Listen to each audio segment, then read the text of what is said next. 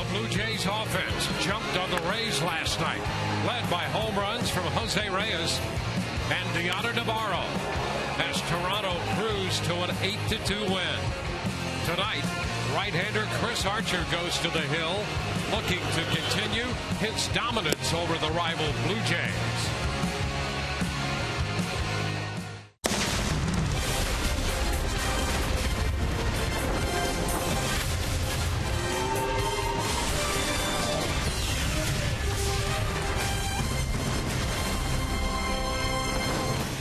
Welcome to the Wednesday Night Showdown, brought to you by your Tampa Bay area Mazda dealers.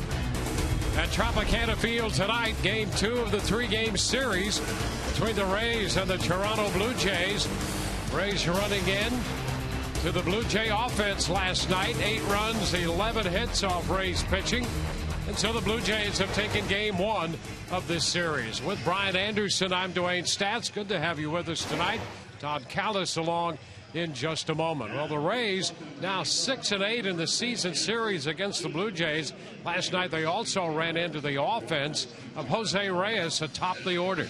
Yeah, I'm going to tell you something right now. If you want to do yourself a favor and control this Blue Jay lineup, control Jose Reyes right up there in the leadoff spot. Now, you go back to the beginning of July, easier said than done as you take a look at the numbers there, and he's given the Rays fits all year. An on-base percentage of .375 in 11 games. He's scored 9 runs. He's driven in 8. Of course, had the big 3-run homer, which turned out to be the difference in last night's game. So it'd behoove Chris Archer to find a way to keep Jose Reyes off of base. And I'll tell you something, his numbers against the Blue Jays, he's doing something right. 2-0 record, 2.90 earned run average in 7 starts.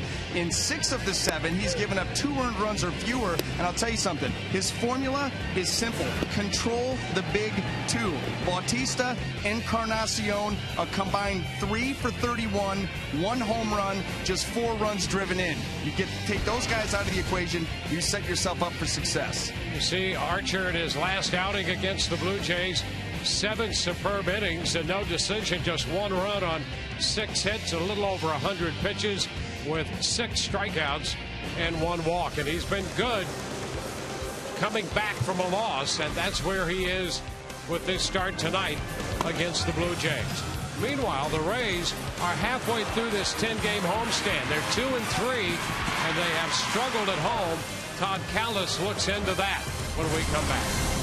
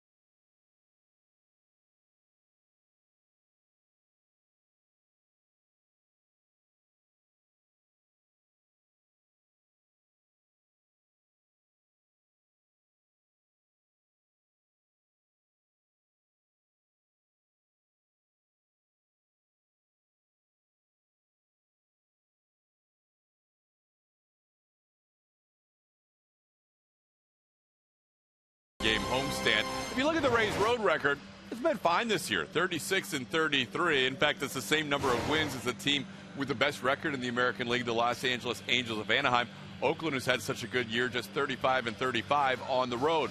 But where the Rays have really fallen off is at home this season. They are 31-39 inside Tropicana Field. That represents the 5th worst record in all of baseball for home games. 7 of the last 10 have gone the other way, including a 170 average during that time for the Rays offense.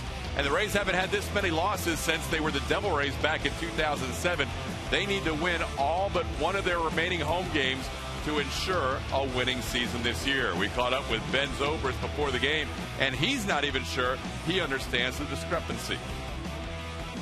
I don't have an explanation for that necessarily. You know, sometimes that's just the way things go, and yeah, it just hasn't been as friendly to us here. Usually in the past we've had a lot of walk-off wins and things like that. I think we had our first one the other night. It's been a long time since we had one. I think maybe back all the way to May. So yeah, it's just, I think, just closing games out. You know, we just got to close it out when we get leads, and you know, just kind of finish strong at home. And you know, we just haven't done that as much as we should have. So Zobrist's thoughts. Don't forget, it is a Web Wednesday, which means you can ask the announcers a question 2 different ways. Tweet your questions to @SunSportsRays with the hashtag AskRays, or email your questions to sunsportsrays@gmail.com. 2 very serious guys getting ready for a broadcast up at the booth. Wayne Stats and Brian Anderson. They'll have the answers to your questions all night long. We're ready for baseball.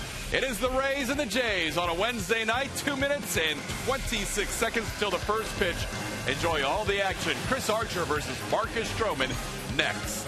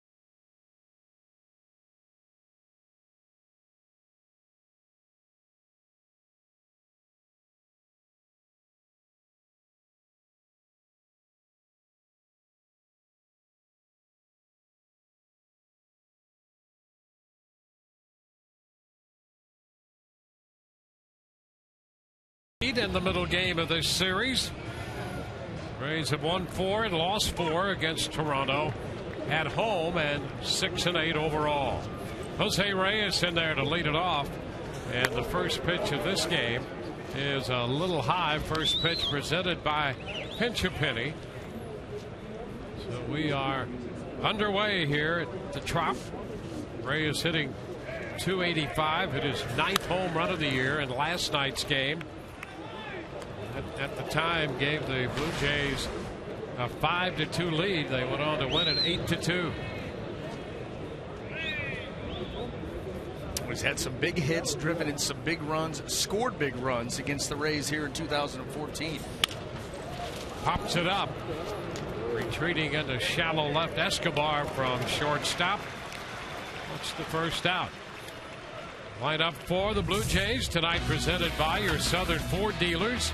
Melky Cabrera hits second. Then Jose Bautista and Edwin Encarnacion, the DH. Adam Lind again at first. Deanna Navarro will start tonight behind the plate. Batting in front of Danny Valencia, Ryan Goins, and Anthony Gose.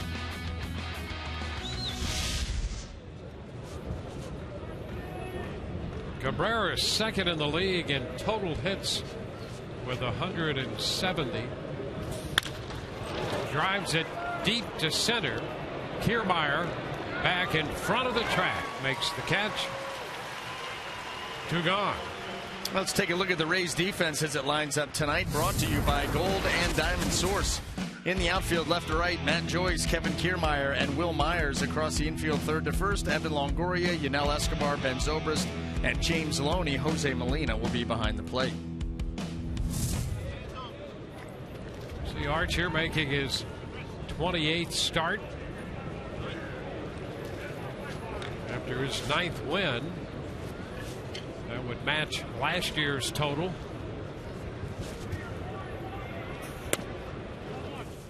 And the pitch to Jose Bautista is low.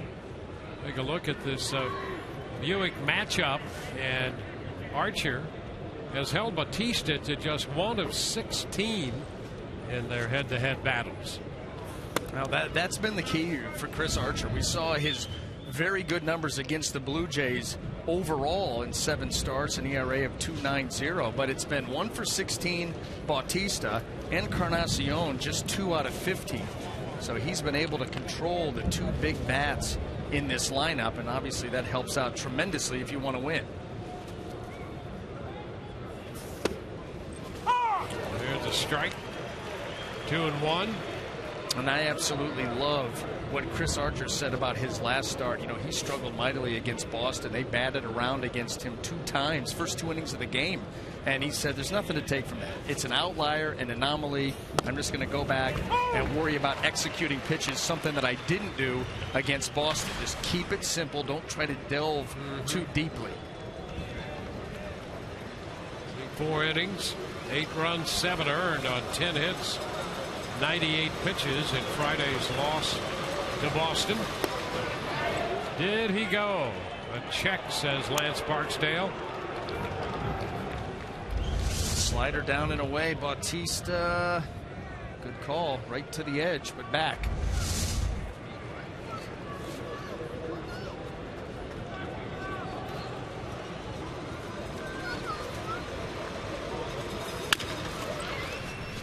Chop to the left side for Escobar.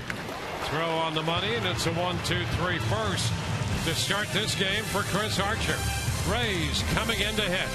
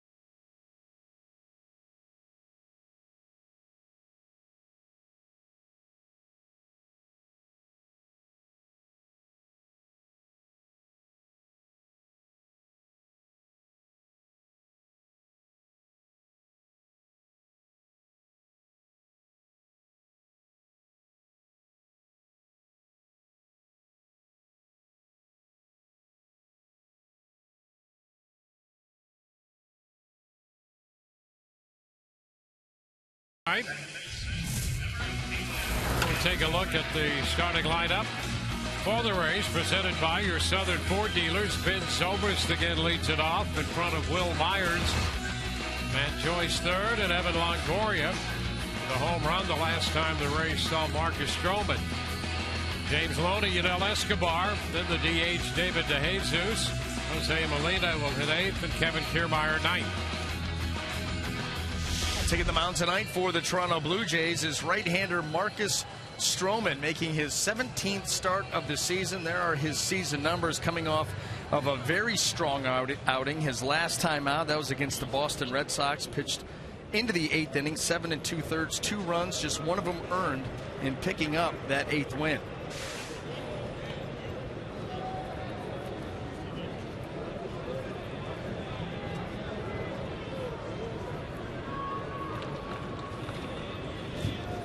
Ben Zobrist leads it off against him and shoots it right back through the middle. A base hit off the fastball.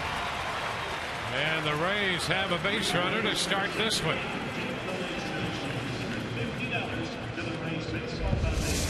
Well, here again, another quick start for the Rays. Stroman starting him off fastball in. I'll tell you what, that's an odd way to start a game, and that pitch never got in. Ben Zobrist pounded it right back up the middle.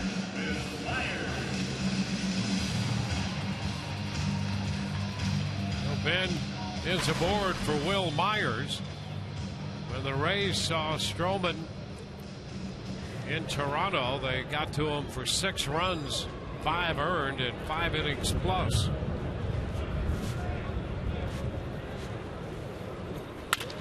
Ground ball. Goins will flip it to short to Reyes, and a bad throw to first. So Zobrist is out at second. Fielder's choice. Myers reaches.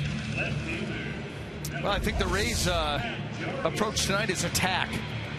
Will Myers going after that first pitch. No way, the way that Will gets down the line, you were going to be able to turn 2. The question was, is the ball going to stay in play after this errant throw? Ends up bouncing off the little fencing in front of the Rays dugout, so Myers stays at first.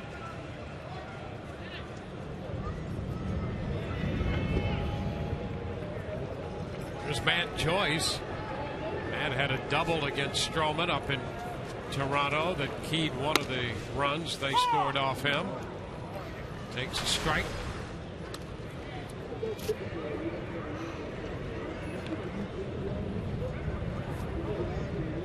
Matt with 8 home runs.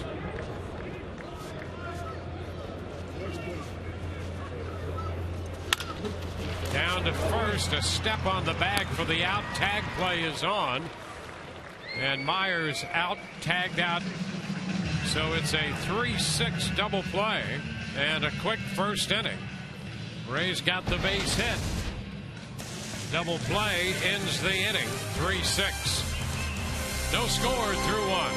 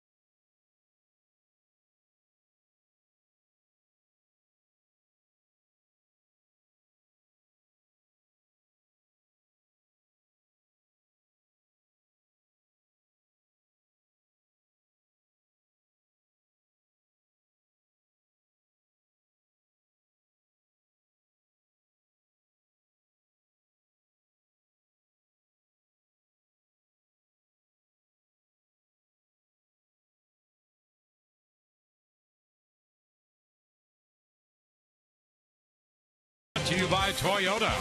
Let's go places. By Checkers, Big Philly flavor, small price. Checkers Philly cheesesteak and the new Chicken Philly, each just $1.99. By Circle K, where any size Polar Pop Cup is 79 cents every day. Circle K, what else do you need? And by Tampa Bay area Mazda dealers. It takes conviction, creativity, and courage to build cars worth driving. This is the Mazda way. Clouds rolling in outside Tropicana Field. Here we move into the second, and the first pitch to Edwin Encarnacion. The pitch is down. 1 ball and no strikes.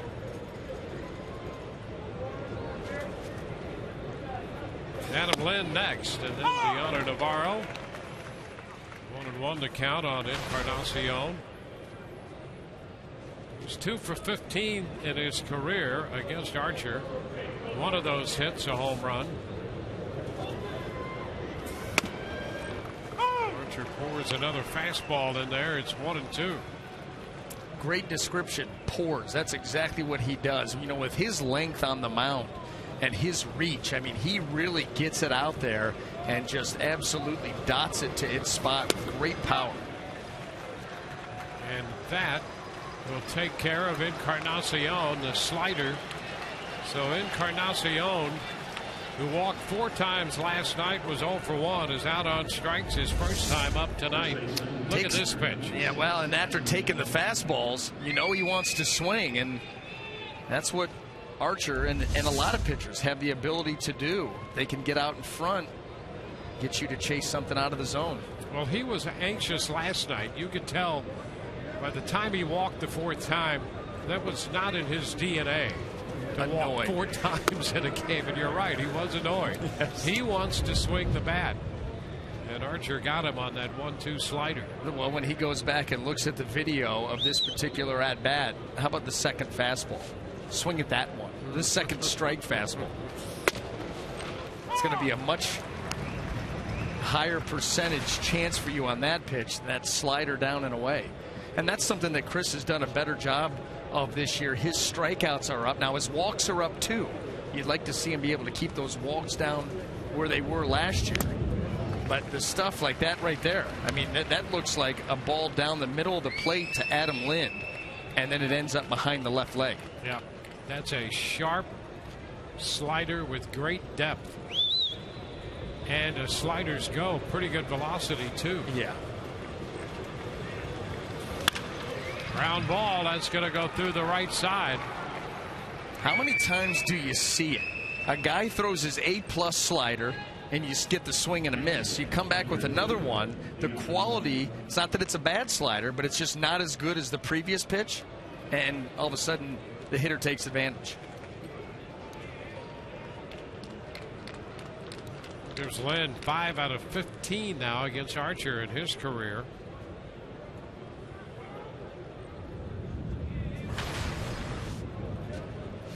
Here's Navarro. Deanna hit a pinch hit home run in the 8th inning last night.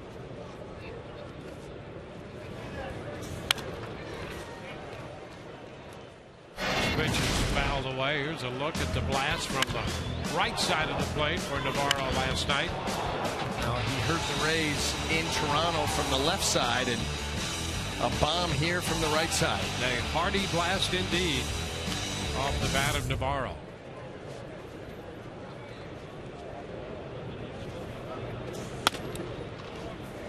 One ball and 1 strike.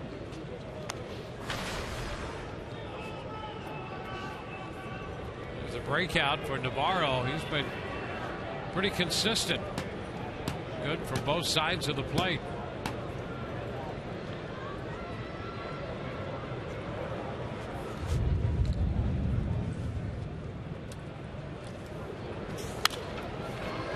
Foul back. Now 1-2.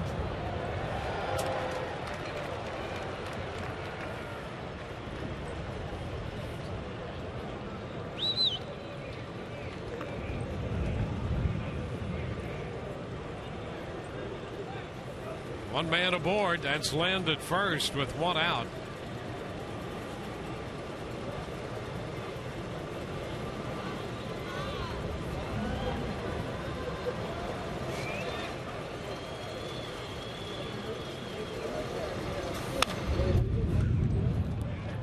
Archer out there, coming off the rough outing against the Red Sox. 4 innings, 8 runs, 7 earned. And really the only thing that he gave that outing, he said it was a humbling experience, and then moved on. It's the only way to do it. I mean, really, that was so out of character for Chris Archer as far as his lines go. You just don't see him get hit like that. So you say, you know what, it wasn't my night. Who's up next? Because they're going to pay. And he's been pretty good that way. You look at his numbers responding from coming off a loss. Pretty good pitch. Pretty close right there. Could have.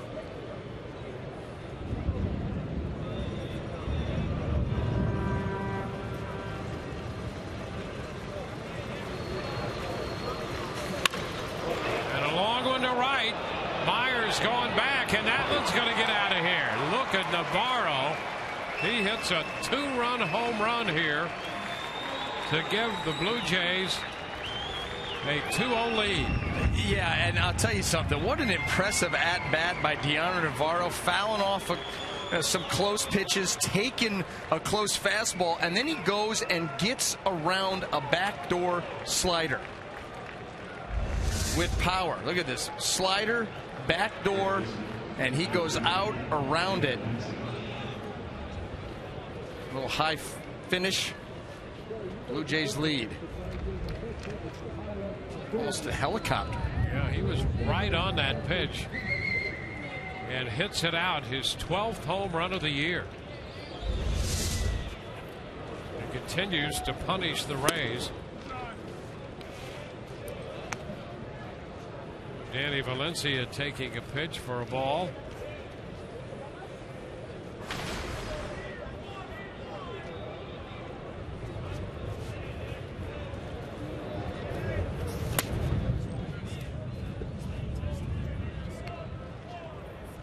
Two and 0.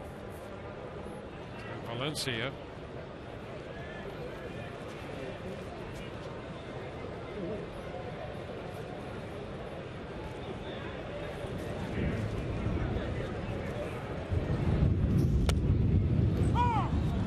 That home run by Navarro is only the 3rd home run allowed by Archer to a left-handed hitter this year. This is his 28th start. Listen, he's got one of the best home run percentages in all of baseball.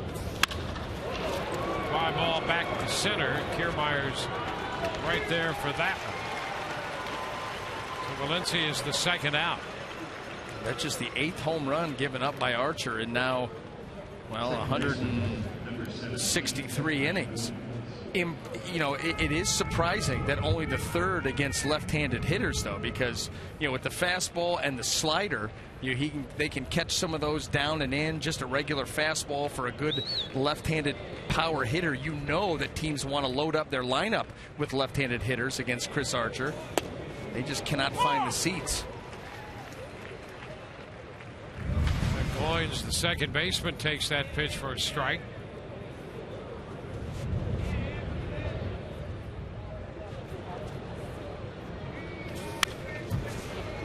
Big cut at a fastball, and he fouls it. 0-2.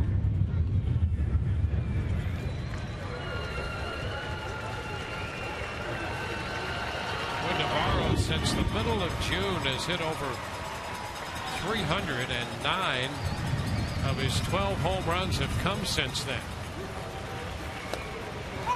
Strike 3 call. Goins out on 3 pitches. Fastball at 97. 2 runs on the home run by Navarro. Blue Jays lead.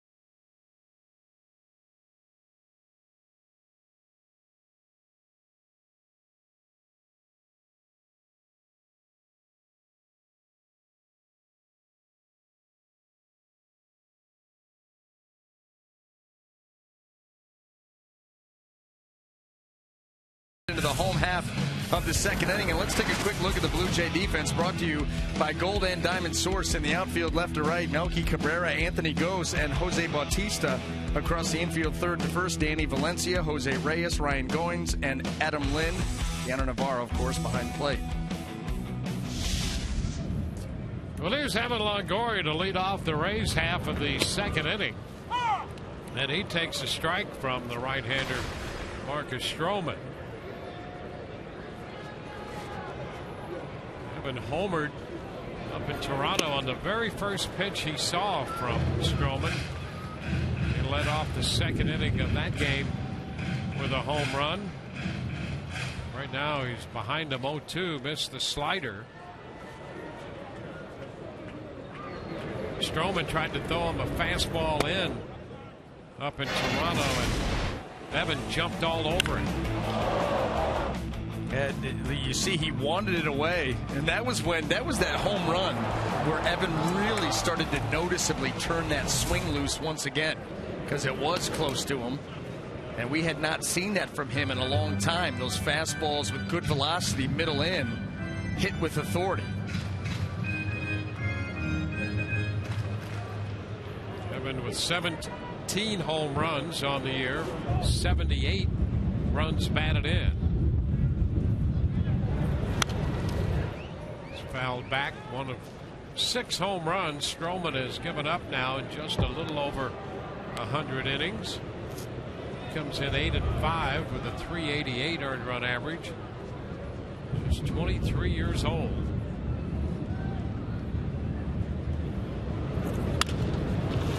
He has at times shown the ability to be dominant. You know, when you look at his 16 starts, 11 of the 16, 2 earned or fewer. Half of his starts this year, he's given up 1 or 0 earned runs. That's pretty impressive. Young starter, only 5'9" tall. That boy, he's got a live arm. Yeah, he reminds a lot of people of Tom Gordon. Sure does. Same size, great arm. Lifted into left center field, cutting across as Anthony goes from center and makes the catch. Goes shaded a bit toward the right side and ran a straight line to get that one. You know, one of the concerns they had about Marcus Stroman, just because of his height, was, is he going to be able to drive the ball downhill?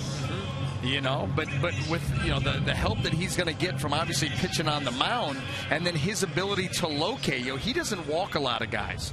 Just 25 walks now in over 100 innings of work. Not a bad start there, especially for a young pitcher, learning the big league strike zone. James Loney takes the pitch away. 1 ball, no strikes.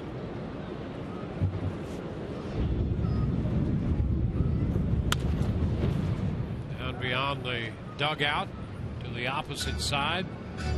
That's where Loney can hurt you. And they do have some of their infielders pulled around a little bit on James. Valencia off the bag here at third. Jose Reyes more up the middle. You've got room to play right there. And if they're going to stay away, Loney will pepper that hole.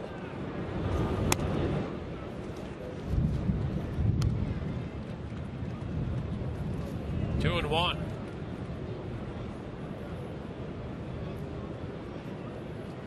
Longoria hit a fly ball to center to open the inning. 2-1 to Loney. Drops the fastball in there. 2-2.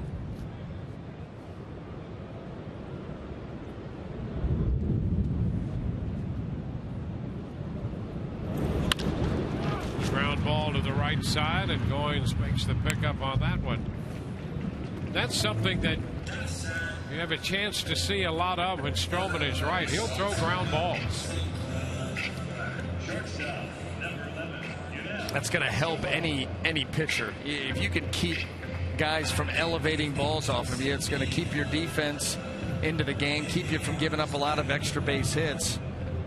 You see the home road differential there. A .633 earned run average on the road.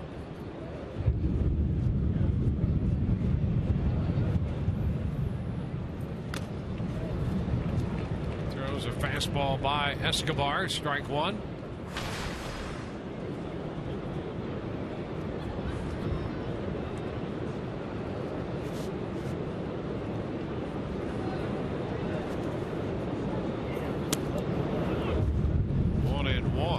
As a result of, you mentioned his ability to limit bases on balls, and so he averages a little over 16.5 pitches per inning, which is pretty good for anybody really, but for a young pitcher to step in, just 23 years old, that's very good. Absolutely. You just shave off one pitch over the next year or two, you're down there in your 15.5 range. You're getting down into a level that you don't see many pitchers sit at. That's right. And to be at 16.5, very good. And he strikes out Escobar on that breaking pitch. We're through 2 already, and the score 2-0 Toronto.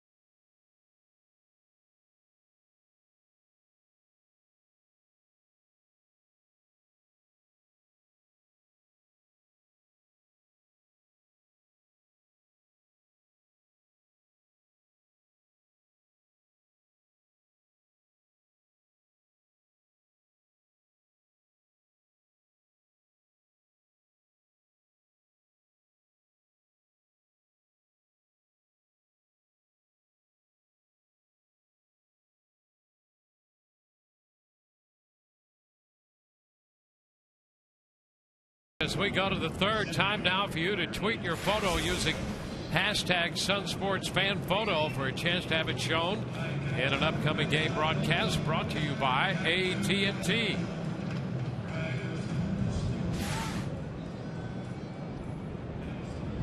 Anthony Ghost, the number 9 hitter, is going to lead it off. He's the number 9 hitter, then Reyes and Cabrera against Chris Archer.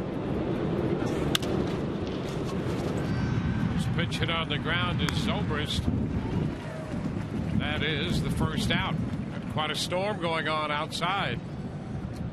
You hear it resounding with the thunder, even inside the Trop. That's angry rain. There you go. That's about right.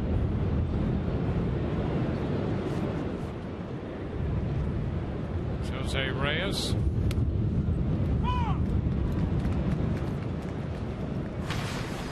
Strike the count now to the Blue Jays shortstop.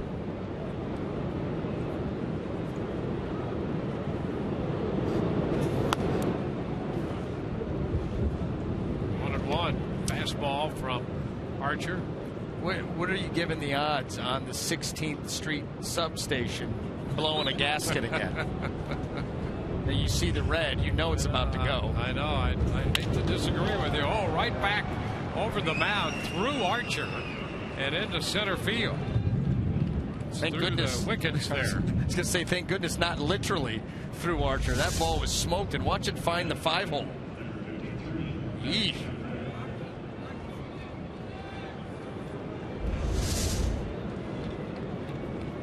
Reyes picking up third hit allowed by Archer. Reyes had 2 hits last night, including a third inning single. Then he homered in the 4th, has another single in the 3rd inning tonight. Here's Melky Cabrera.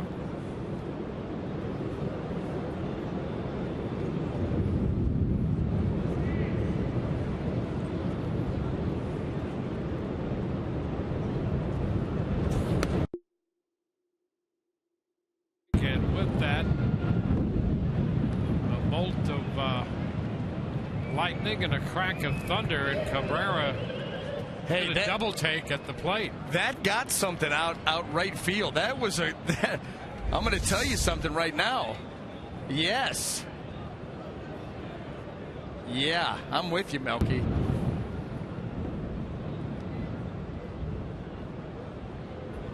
Yeah, he's checking things out with the umpire going, what are you going to do about that? There's something out in right field. A little flicker of light. That guy got us pretty good.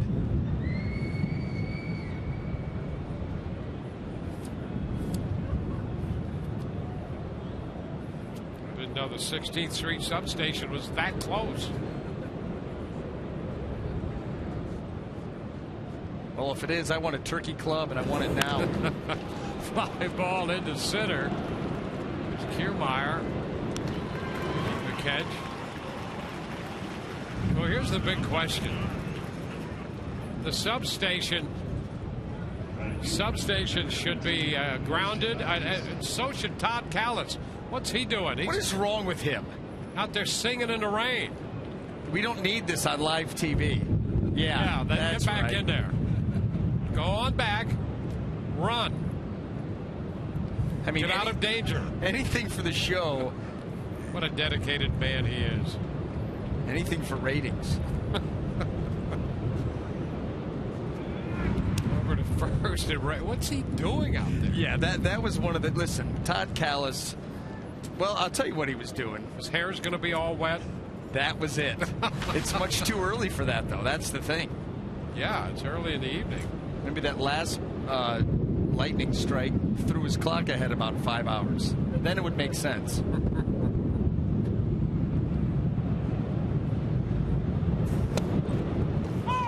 Bautista, it's a strike. I hope he got hazard pay for that stroll in the rain, twirling the umbrella. Was that photoshopped? I mean, that wasn't real. He wasn't really standing out in that. Looked a little like Gene Kelly.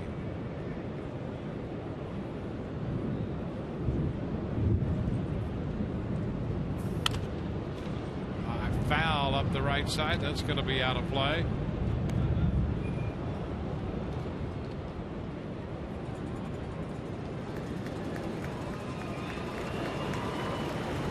Archer's ahead of Bautista.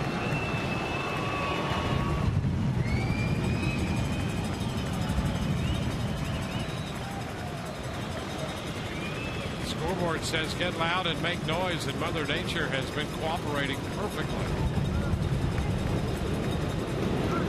Goes the runner. The pitch is a ball, and the throw is not in time. A stolen base for Reyes. That's his 25th of the year in 27 attempts. Yeah, he has certainly picked his time to go as good as anybody in the game. 25 out of 27. Oh boy, that almost, if that glove could have just grazed the helmet, they'd have had it.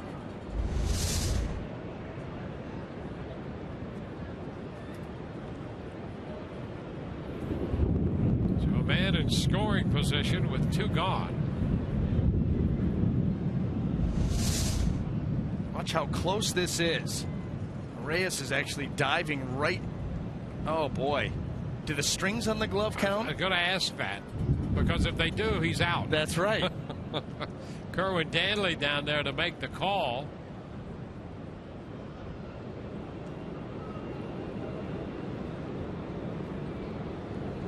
Yeah, there was definitely strings across the top of that helmet. Wow, that close.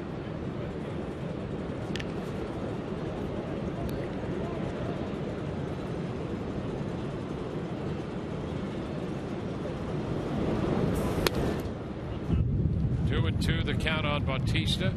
Just for the sake of argument, that would be interesting to know, because the strings of the glove were laying on that helmet, and he wasn't to the bag. Now, does that count? I don't know. Hey, when your jersey blouses up and it just barely touches the jersey, that's not hitting you, but it's a hit by pitch. Now he's headed to third, and there'll be no throw this time as he's in with a stolen base. That's a good point. That is a good point. Guy wears a baggy jersey, a fastball in, graces a button. Yeah. Doesn't actually hit him. Okay, right. Hit by pitch. Take your base. Hey, Todd is back, safe and sound, but look at his hair. Yeah. That's it. Look at him. I think the heavy stuff's going to come down for a while yet, guys. Yeah, what a team player you are. Ground ball to first. Bautista's out, Loney unassisted. Todd Callis will go back and towel off, and we'll go to the bottom of the third. It's 2-0 Toronto. And there he is, a man alone in the rain with his thoughts.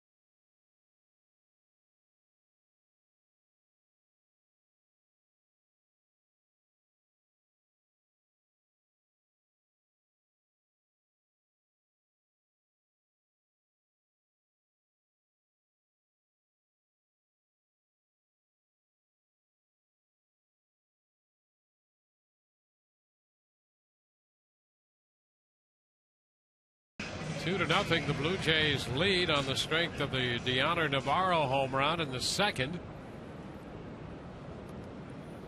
Marcus Stroman set to go to work against DeJesus. David starts the night at 261. 0 for 3 last night. He reached when he was hit by a pitch. A little flickering of the lights there. I'm telling you right now, the 16th Street substation is in the corner getting wailed on. And it's only a matter of time before the standing 8 count comes out. Book it.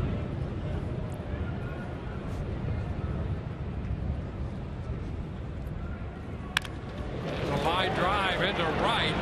And Bautista tumbling out there and makes the catch.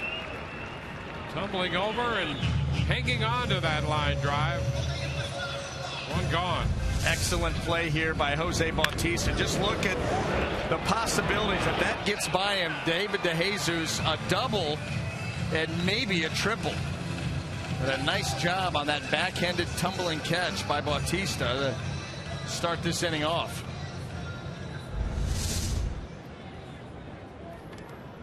Jose Molina. Ball, no strikes.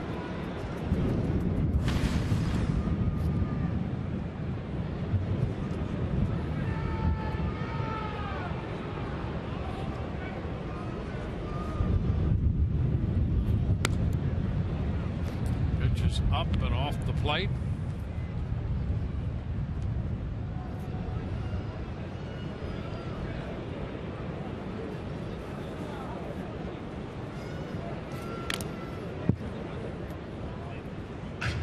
Stroman coming off a very good outing against Boston.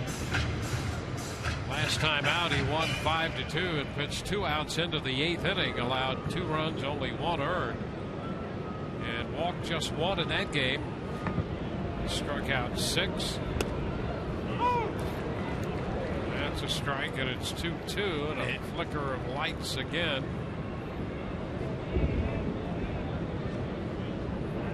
Had a couple of those. We may have lost a few lights, and Joe Maddon's coming out to talk with Chris Siegel, because that last flicker of lights, we did lose some light.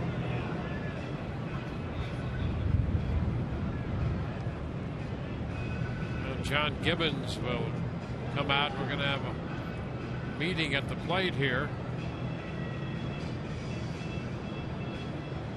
Body blows always have a tendency to add up over time.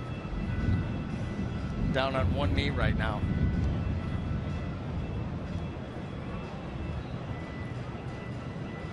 Matt looking at any of the other banks of lights that we may have lost. And it's becoming a relatively common occurrence here with bad weather, and the 16th Street substation, it needs to be protected in some manner. How about a rubber roof? That would be perfect, providing protection and perhaps insulation from electrical shock. The substation has a glass jaw. Well, it needs help. Marcus Stroman comes off the mound, and he's headed toward the dugout. Madden and Gibbons talking it over here. Gary Cederstrom is the crew chief. He's come down from third base.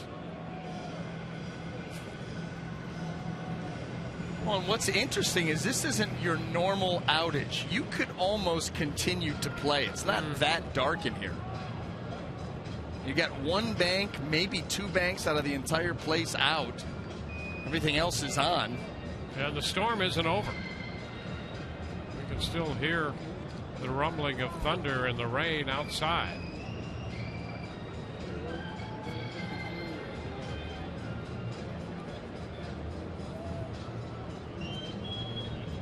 So you can see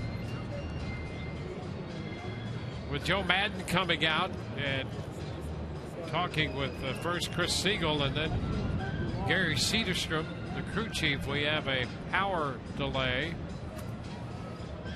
with at least one bank of lights diminished, and difficult to tell from our perspective if there are any others. And Marcus Stroman had been standing out there in the middle of the infield, said, while you guys are talking, I'm going to go to the dugout.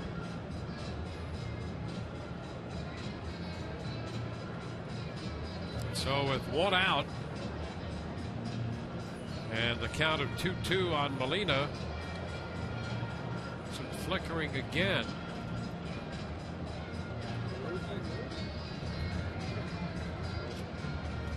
So we have a power delay here at Tropicana Field again in the middle of the storm as it rages outside.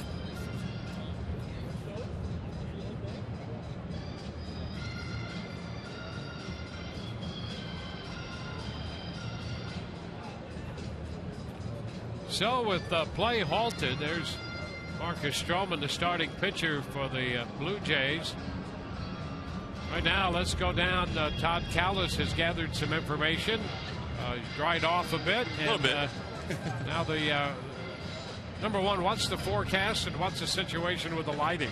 The forecast doesn't look great, but I can't tell from here. But the lighting, Dwayne, is just one bank of lights. It's one bank above third base. The bank of lights behind home plate normally are not on. So it's just one bank of lights. It's above third base, and it's causing enough of an issue that Joe Madden wanted the umpires to at least look at it, and they decided that it was not safe to continue to play. So these lights generally take about 20 minutes to get refired up and come back to full illumination. So we'll see what happens, but yeah, it's just that one bank of lights up there. We do have an answer for your other question, B.A. and Dwayne, the glove with the strings or the tassels attached to the glove. Any part of the glove, including the strings on the glove, are considered a part of the glove, just like Charlie Relaford, the umpire supervisor, told us. However, 2 inches is the length of the strings that you're allowed from the base of the glove. So I'm not sure how long that string of the glove was, but 2 inches, any part of the glove counts if you make a tag, guys. I got you. So they'd have to go out and actually measure the length. And then replay. Yeah. Measure, then replay. Could have set precedent. Because watch the gloves right there. They're on the helmet. Yeah.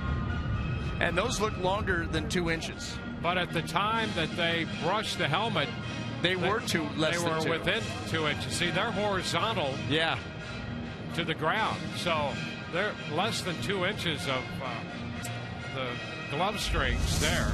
Isn't it all about getting it right? Yeah, that might have been an interesting issue had the Rays decided to go out and challenge a call on a tag play like that. So getting the clarification there. I just can't believe that 12 lights are going to keep us from playing ball. What is it, amateur hour here? Well, it's almost as if we've had a heavy cloud that came by, and it'll pass in a few moments, since we've certainly played on cloudy days.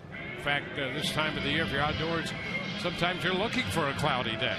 I'm not going to talk anymore because I hear what's going on in the background. Yes. And that means I'm checking out of this conversation, and I'm going to go watch some TV. Well, it sounds like a good idea to both of us. We're going to go to a break, and we're going to watch what's going on. You know what's going on.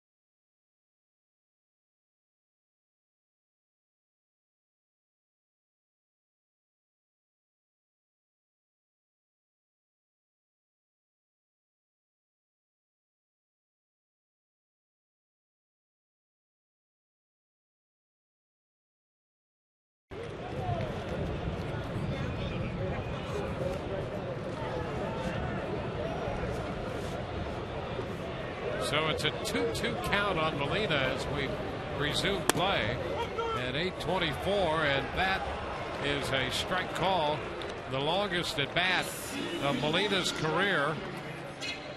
31 minutes, and he's called out on strikes. 2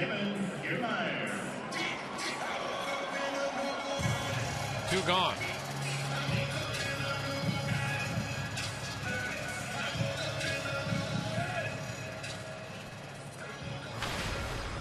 So the bases are empty with 2 gone.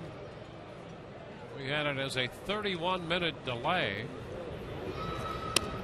Kevin Kiermaier takes the pitch down. 1 ball, no strikes.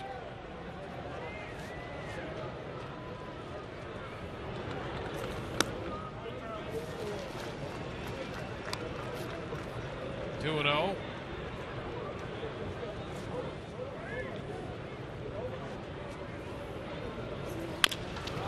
Chopped to first. Stroman covering, a little fancy footwork to take the toss and get the foot on the bag all at the same time. 3-1 on the putout. We're through 3, 2-0 Toronto.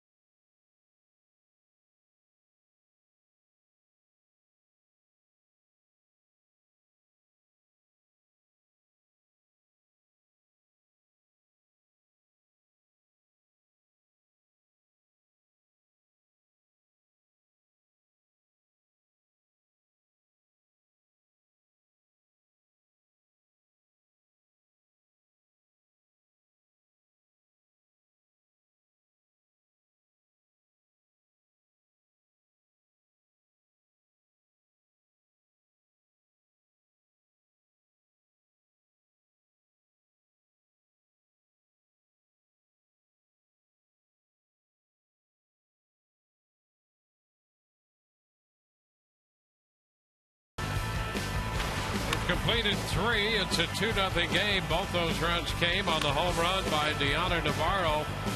1-on, 1-out situation, and Navarro belted his 12th home run of the year. Hit a slider to right out of here.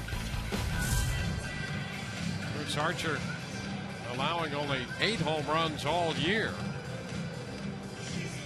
And he's warming up here after that extended delay.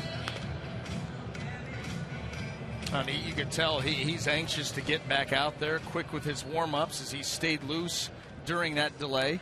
And that's just something as a starting pitcher, or really anybody, you understand that, you know, delays are part of the game, whether it's a power delay or a more traditional rain delay. And so you've got little things that you know, hey, after 15 minutes I need to do this, or after 20 minutes I need to throw a little bit. You've got all those little triggers in place ready to go for occasions just like this. To an Encarnacion, and the pitch is a struggle. Rico Dioso, our esteemed statistician, reminds us that even with this delay, we're only 3 minutes behind last night's pace. Always looking on the bright side. Fly ball to center. Kiermaier waits and puts it away. That's what's so ironic. The first game that actually has some pace to it, and we're going to get substationed out again. First baseman, number 26. Or actually, maybe it wasn't the substation this time.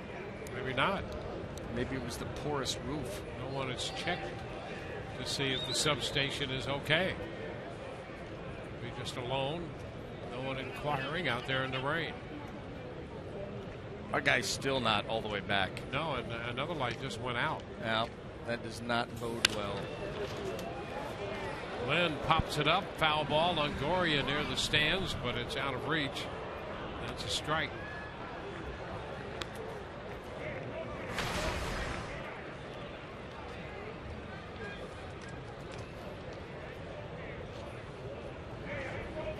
A couple of them have dropped off line.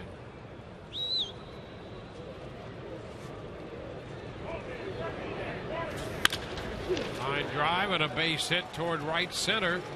And Myers is going to have to chase it to the base of the wall, giving Lind an extra base hit in at second with a stand-up double. Well, that ball you could see was going to elude Zobrist, and you're just hoping that Will Myers is able to get to it, because if he is and able to cut it off, he's going to keep Lind to more than likely just a single. But this ball was hit hard enough. It is able to skip all the way to the wall. You see the lineup right there.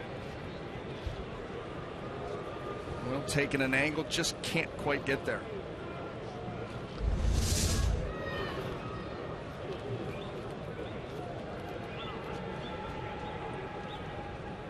Deoner Navarro, and the Rays have the shift on. Zobrist stationed in short right field. A strike.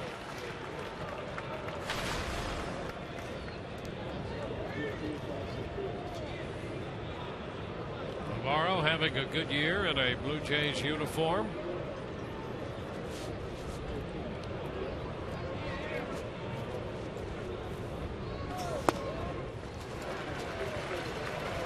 Two.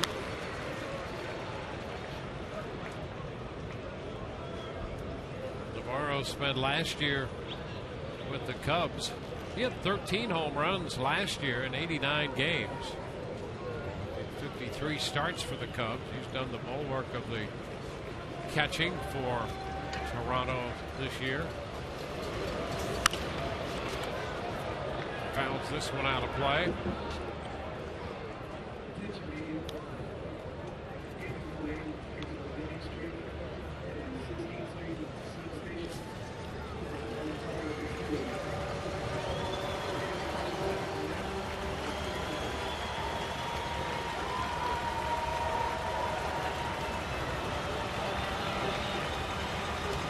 To the count.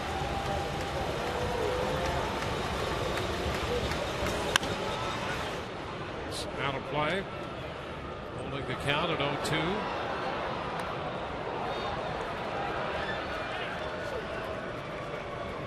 Danny Valencia on deck.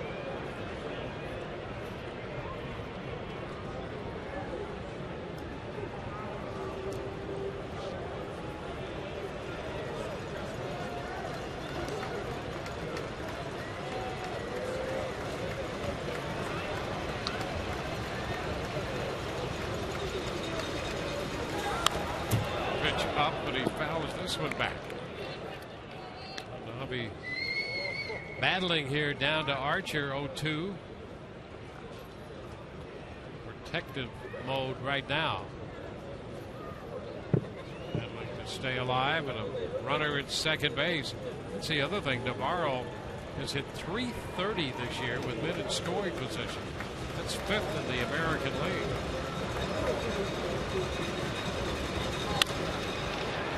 Liner into right, one hop in front of Myers. They're going to have to hold Lynn. Throw comes through to the plate, and Navarro has his second hit. So it's first and third now with one out. A threat here by the Blue Jays. Let's check in with Todd again. Todd? Hey, Dwayne, guess where the power delay stemmed from? Maybe at a substation. The 16th Street substation. We could keep that on a loop, I think, because it was a 16th Street substation that was responsible for that bank of lights. Now, there's also the possibility that the Trop was hit by lightning, but they won't be able to determine that until tomorrow. I think VA's suggestion has some merit. It's a rubber roof on that substation. Something. Danny Valencia. First and third, one gone. Valencia lifts one into center field for Kiermaier. There's the catch, the tag, and Lynn heads to the plate. The throw cut off. And halfway to second base is Navarro, but Loney cut it off, and so Navarro simply goes back to first, which was uncovered since Loney cut off the throw. So a sacrifice fly. Lynn scores, making it 3-0. Well, watch Kevin Kiermaier. He's going to try to set himself up for a throw here to the plate. He gets rid of it quickly, but offline. You can see how quick his release is.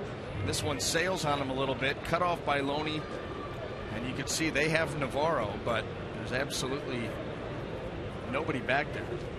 And really, you start to wonder who would be. You know, maybe think Will Myers coming in there. I mean, there's just not a lot of options, and that's why Navarro knew he could afford to be aggressive in his quest for second base. There's no downside for him.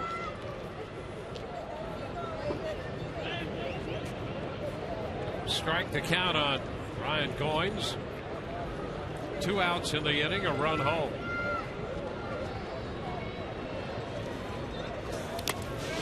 It skips by Molina. Ball in the dirt. Navarro moves up to second base.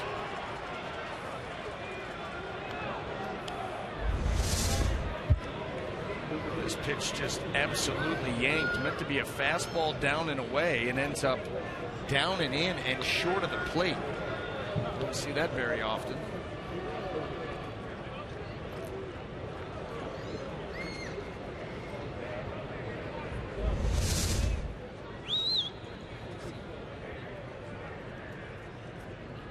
One and one, the count on Goins. Wild pitch, charge to Archer there.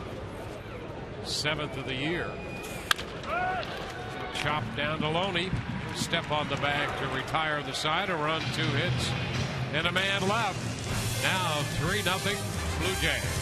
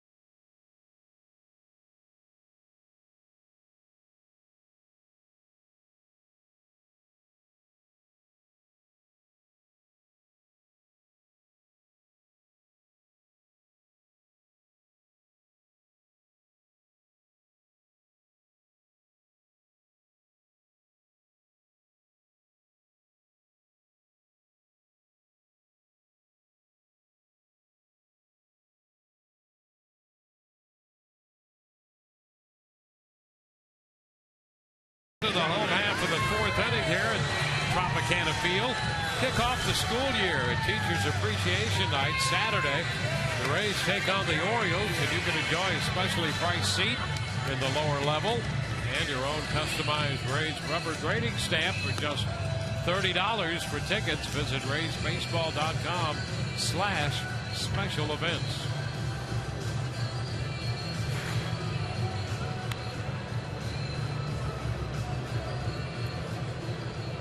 The first 3, Marcus Stroman has faced the minimum 9 hitters. Zobrist opened the first with a base hit. He was forced at second, and then Joyce grounded into a double play.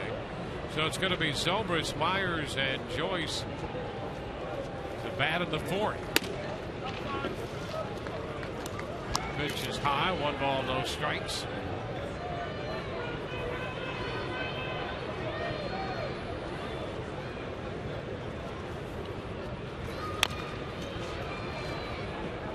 3-1. It's Ben Zobrist who started off the home half of the first inning for the Rays. One pitch, base hit, hit a ball hard back up the middle, later erased.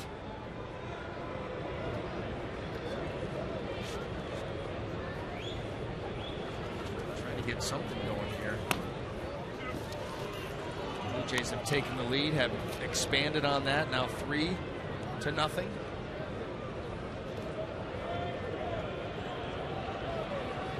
Myers on deck. 3-1. Counting this one, the Rays with 23 left. And they need a strong finish. Forget about whether they can get to the postseason. And the numbers tell you that it's pretty far-fetched. But they're going to need a strong finish to get to 500. And there could and would be some value in that. There absolutely is value in that, and that's why you hope the Rays collectively say, hey, listen, you know what, whatever comes of the playoffs, whatever happens, happens. But the bottom line is it is important to have your 7th straight winning season. That does matter, and you hope that there's that pride that is played with down the wire, not just playing out the line, because quite frankly the last couple of nights have felt like the last week of spring training. Zero life, nothing going on, and it does matter. Absolutely does matter. In the grand scheme of things, 10 years from now, is anybody going to care? I don't know, maybe not. But you know what? To keep that narrative going that we are an organization that's turned the corner and we have winning seasons every year, going into spring training with that 7 straight winning seasons, it absolutely matters. I think you're right. Absolutely. 2 strikes here on Will Myers. Well, it's been a great story, a great turnaround story, not only in baseball but all of sport, to do what they've done over the last 6 seasons. And to finish with a winning record this year is valuable. 1 ball, 2 strikes. And here's a guy, Will Myers, who really for the first time in his baseball life has experienced a very difficult year. And so he has expressed that and is out on strikes. There's a guy who would love to find the range and finish on a positive note. There's always something to play for, and this is a breaking ball that when Will Myers is right, that ball is destroyed. That was not a high-quality breaking ball there by Stroman, but it has been one of those years in performance and getting things done at the plate, not like he wants to. Missing 70 games with injury, that's no fun. It's just been one of those years, but you know what? It's the potential for growth, and it's the potential for trying to figure something out here the last few weeks. Well, that's a challenge for him. Yep. And you're right. It's not easy to miss 70 games and then pop right back and be where you want to be. You can pretty much figure that you're not going to be close to where you want to be after missing 70 games. That's why you'd like to see somewhere in these next 22, 23 games left. It's a positive move on the part of Will. A little tap. It's handled by Goins. Zobrist moves up to second. Joyce is out. Something to feel good about going into the offseason, because there's absolutely nothing worse than having a rough year, finishing poorly, and then sitting around all winter thinking about it. That is absolutely hell. And we talk about a starting pitcher having a bad start, having to wait 5 days. Have a bad year and then have to wait 5 months. Brutal. And that's another reason why everybody should be busting it here down the... Yeah, because the whole team can sit around for 5 months and contemplate having a bad year. Yeah, and guess what? You do not want to be known as a bad player on an underperforming team. Yep. Webber didn't like that call. It's a strike.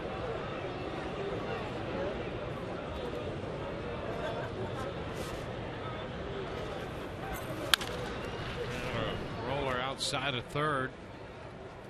2. Stroman in this inning has made a couple of pitches that I'm sure he would like to improve upon. The breaking ball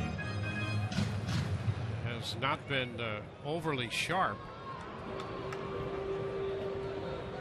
He has 2 outs with a runner at second. 2 strikes on Longoria. Lifts a fly ball into left. Right there's Cabrera. Rays leave a man. We're through 4. It's 3-0 Toronto.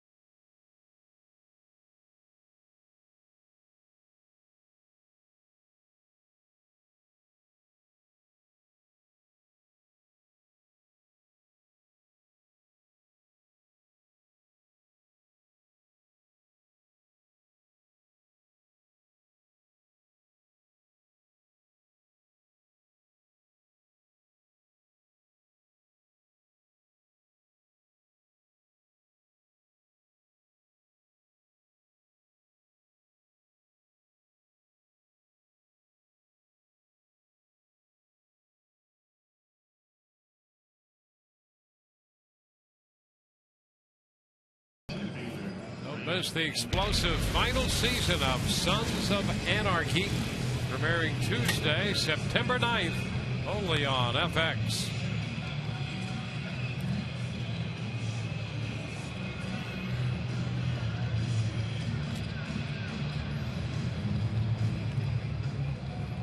Chris Archer has made 57 pitches through 4.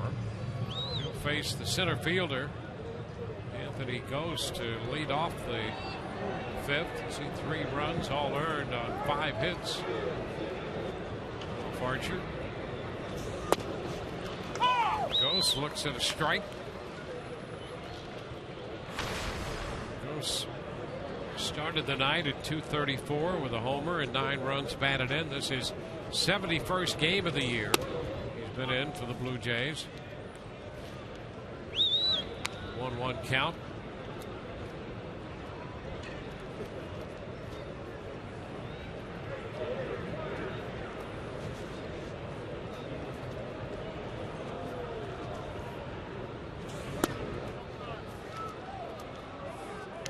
Like we've seen with some other lineups, the Rays have done it. Other lineups have done it against the Rays. This is a guy you got to be careful with. Bottom of the lineup, good speed.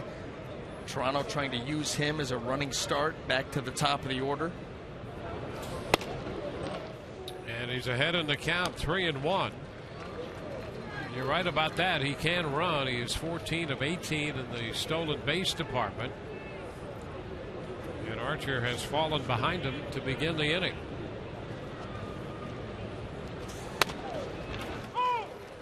That will take the count full. Top of the order, Reyes on deck.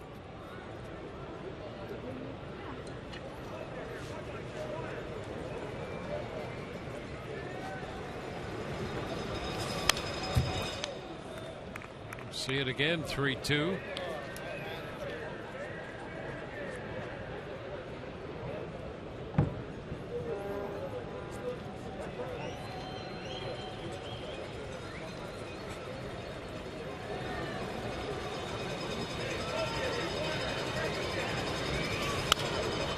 Foul ball out of play.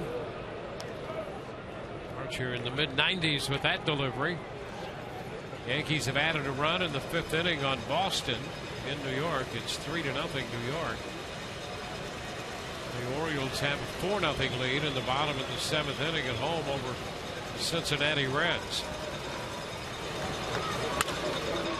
That one past Longoria to his left the other way. A leadoff single for Ghost. And that would have been a tough play for Evan, even if he gloves it, to scramble to his feet and get the speedy Ghost over at first base. You see as he comes out of his position that close.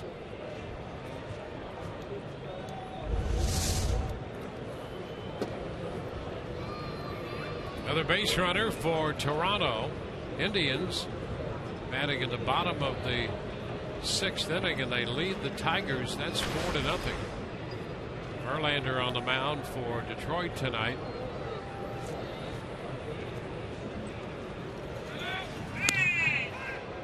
Ghost back in at first.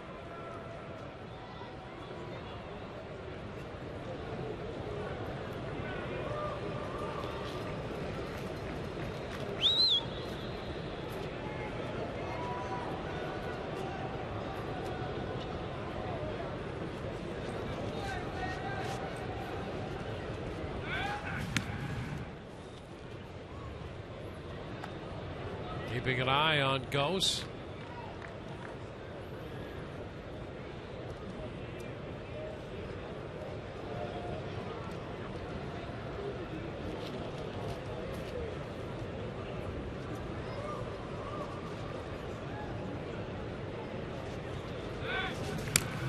And again, close at first base.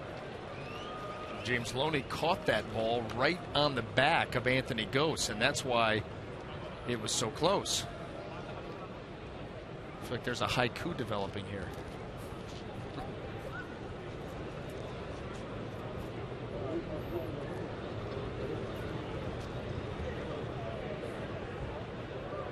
Reyes still waiting to see the first pitch of the at-bat.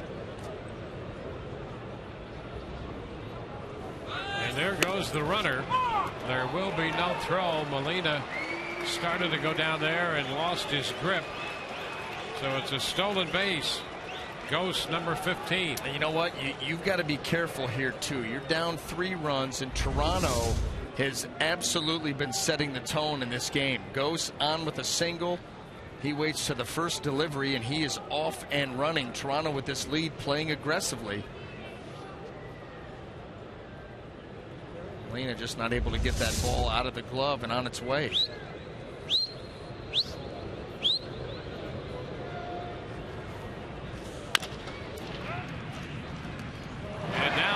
Loses it off his mitt.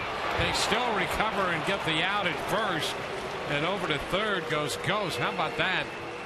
You know, it's one of those situations where the Rays have found themselves with the play right in front of them and then have it pop away from them, have to scramble to make the play at first, and now John Gibbons not sure that Reyes is out at first. Let's take a look at it here. I don't know how you're going to be able to overturn that one. Let's take a look. This would be a good shot right here. Yeah, that ball's in the back of his glove. That's absolutely an out. But the play right there, Reyes, he actually takes it off. If he's going full speed, he gets there easily. That he cost himself right there. But go back to the original play. They're inexplicable. And you know it's nothing physical. It's just getting down to the concentration, the mental aspect of the game. James Loney is as sure-handed a first baseman as you're going to find, and that chopper by Jose Reyes was as easy of a chopper that you're going to get in a game. But we've seen it recently all around the field. And the Rays had that recent stretch of 8 straight games with an error. That's not how they play. That could have been another one right there. And it would have been if Reyes is hustling. So Reyes out at first with Ghost advancing to third. And the infield comes up. Melky Cabrera's the hitter. Twice has hit the ball in the air to center.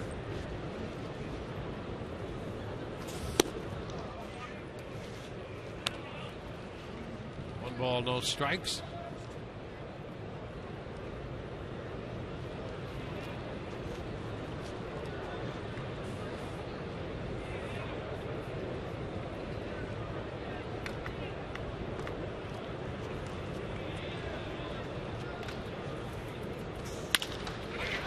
Into left toward the line. Joyce on the run. He makes a great catch.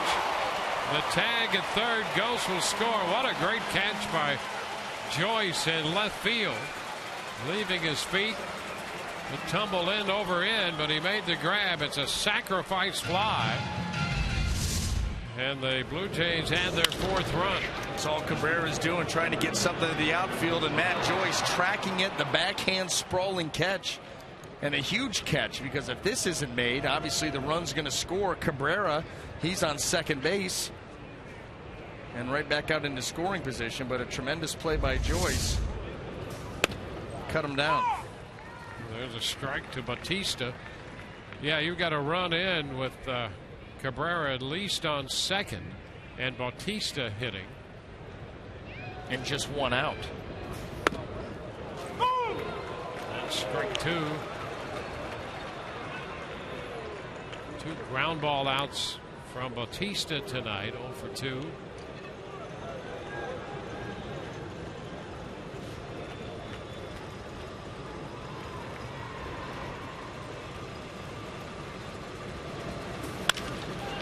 Line drive into right for a base hit. Comes on an 0-2 pitch.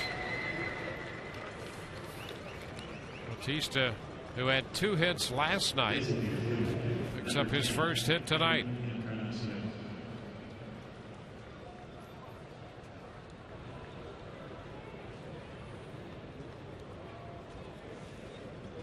So the inning continues with the designated hitter Edwin Encarnacion at the plate.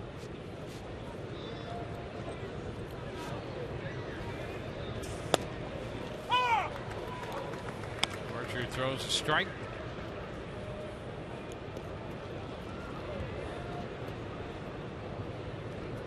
Archer up to 73 pitches, 54 for strikes.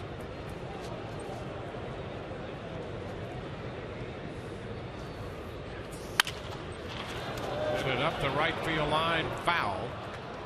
And the count is 0-2. Archer had a 1-2-3 first, and since then the Blue Jays have had men on base, have had hits in every inning, and have scored in 3 of the 4 ensuing innings. They continue to press the envelope offensively. You think about this inning. Goes, works a long extended at bat, slaps a base hit to left field, immediately steals second base.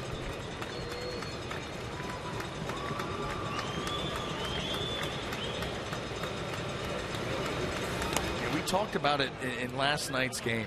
The teams that you're playing right out here in front of you, Toronto, Baltimore, going to New York, back up to Toronto. These teams are playing for their playoff lives. And if you're not matching their intensity, you're going to get run out of the building. Yeah, we've seen those signs. Last night's game, they ran into the knuckleball, had a difficult time generating any offense, and gave up 8 runs. They're down 4-0 in the 5th inning tonight.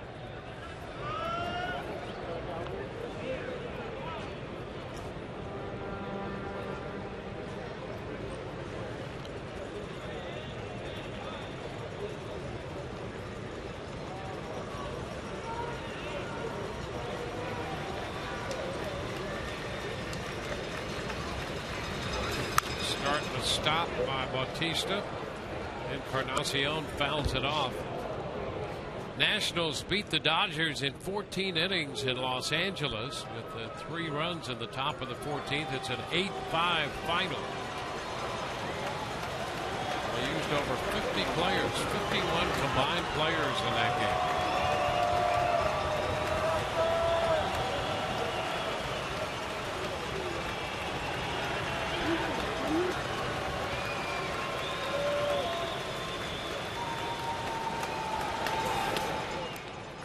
Ball 3. See a little frustration in Archer's reaction after missing with that pitch. Adam Lind is on deck.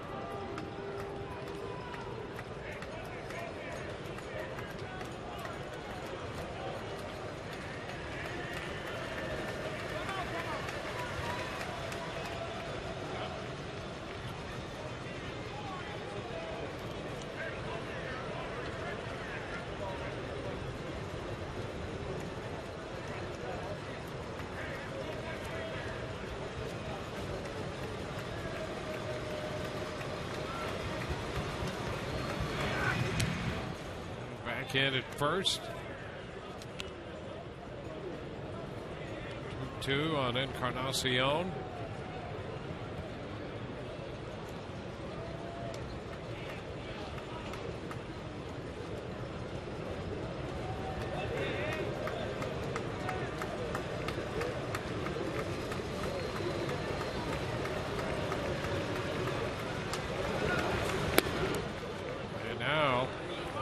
For ball 3.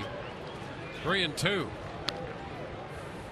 Well, this is another thing that Toronto hitters have been able to do tonight is extended bats against Chris. He's had a good fastball and a good slider, but they've been able to foul off some pitches, take some close pitches, work at bats. A tough night. 2, and he fouls it. Took a big cut at that pitch up.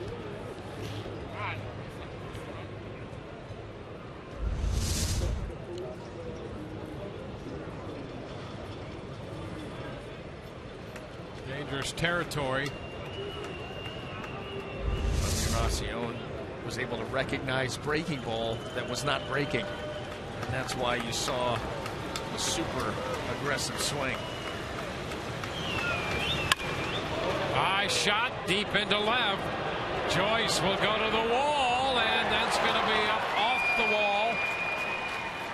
That's going to be out of here, the call. Home run. Gary Cederstrom indicates that that was a home run, and it's a close call out there in left. Bautista scores in front of Encarnacion, and Joe Maddon's going to come out. You know what the interesting thing is? You're not seeing anything from Matt Joyce and Kevin Kiermaier. You know, they're not adamantly, they're the ones running back there chasing that thing, and nobody's really giving any kind of indication on whether or not, but Joe Maddon regardless, and as he should, see if they see anything here. Well, right now it's a 3-run inning and a 6-0 game, and check it on replay. Yeah, that's yep. His hands come down over the front there after contact. We'll just have to see. Well, that's interesting. You're going to have to then project the last 2 feet of the ball's path. He didn't lean down over the yellow, which is typically what you go by. Definitely the ball hit the glove above the fence. And that's what usually is the saving grace. Right there is contact right there above the yellow line, and even though it comes down in front, can you extrapolate that and say that it's not going to be a home run? I think this ends up standing. So the Rays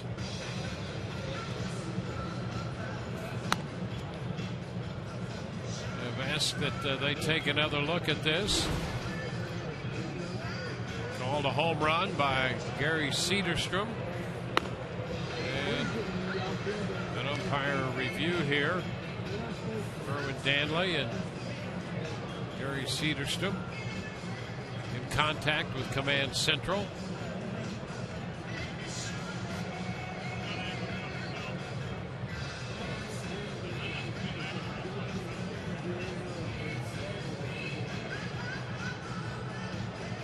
Encarnacion, who just missed a hanging slider before when he fouled it, connected there. And here's one more look. Where was that glove and where was the ball headed? Those are the questions being pondered right now. And again, you're looking for something that's clear and convincing. And probably not going to get it out of that shot. You wouldn't think. I would say this, if you're the Rays, the only thing that gives you hope is how long this has gone on. It's like jury deliberation. Goes on, maybe there's some doubt.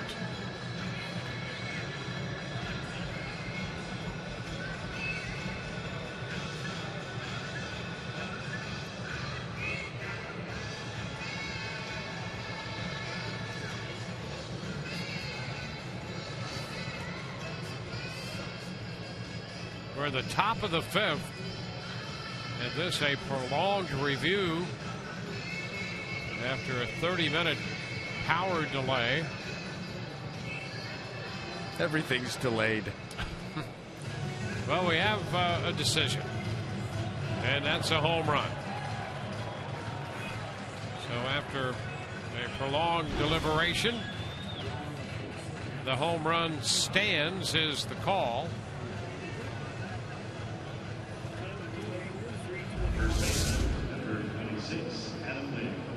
So the home run by Encarnacion is 29th, ties him with his teammate Bautista for 6th in the American League's home run derby.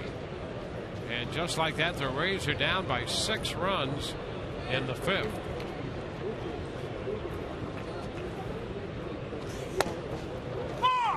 Adam Lind looks at a strike.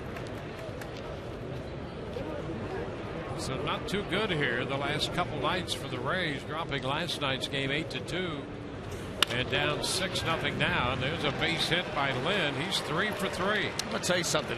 There have been a number of at-bats tonight by Blue Jay hitters where they've fouled off tough pitches and they've been getting to pitches you normally don't see them get to. There's another backdoor breaking ball. Last time we saw Chris tried to backdoor a slider was Deanna Navarro, who hit it for a home run. Adam Lind goes out and gets that with authority and hits it through the shift. I'll tell you, that some good at-bats here by Blue Jay hitters tonight. Been a frustrating evening for Chris Archer as he tries to move the ball around the zone seemingly with nothing to show for it. Well, and again, here is Deanna Navarro. Between Lind and Navarro, they are 5 for 5 in this game. There's a strike. Well, and think about Navarro's at-bat, or at-bats.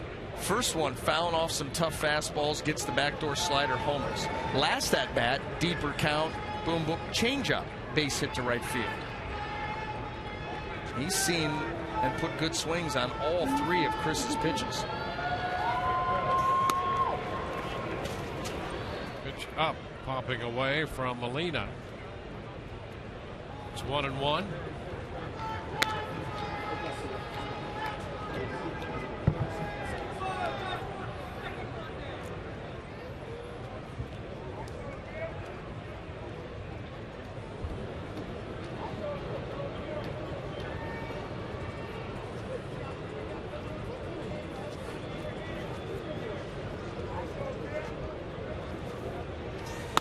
Upstairs, it's 2-1.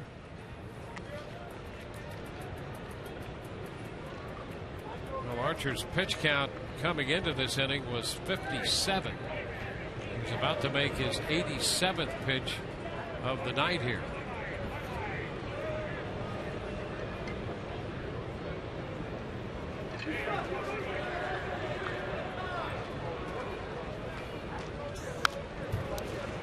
And that's foul. So it's a 30-pitch inning to this point.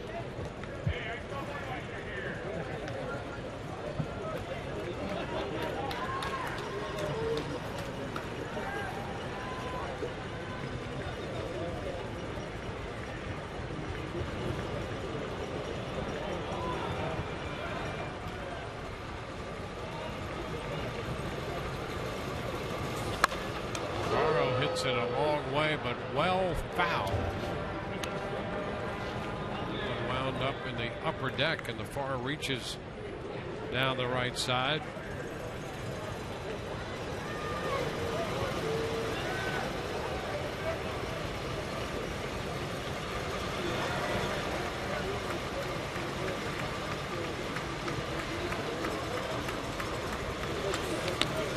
Into the dirt. This one will skip all the way toward the Blue Jays dugout. Molina, a late start after locating that ball. And Lind is going to go all the way to third on the wild pitch.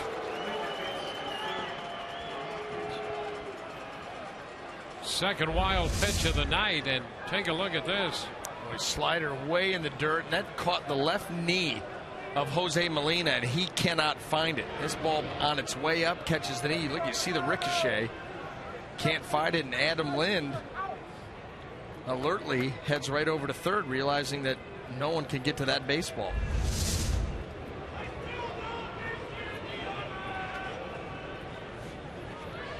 So the count is full on Navarro.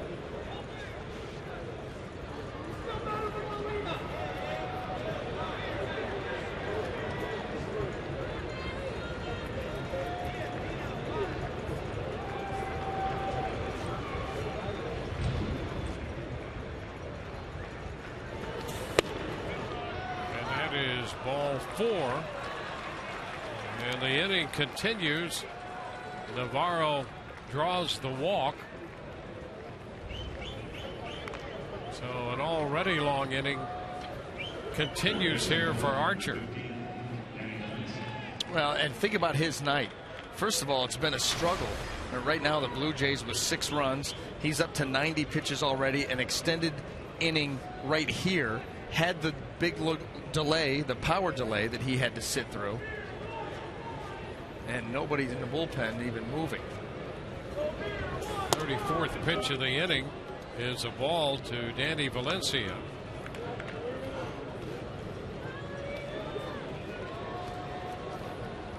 Valencia drove in a run with a fly ball to center in the 4th. Check that. There is stirring now. Popped up, foul ball. Loney is there, and he makes the catch to retire the side. 8 men come to the plate. We go to the bottom of the 5th. It's 6-0 Toronto.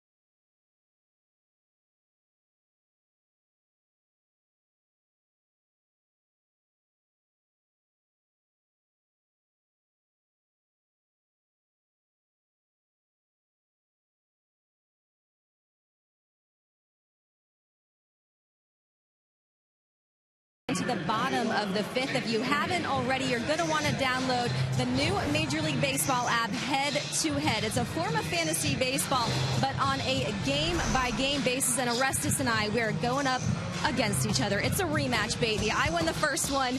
He's going up tonight, but look at the score. O's got 9 points. I've got negative 0.5 because of that Escobar strikeout there. And we also had a contest going on with this app.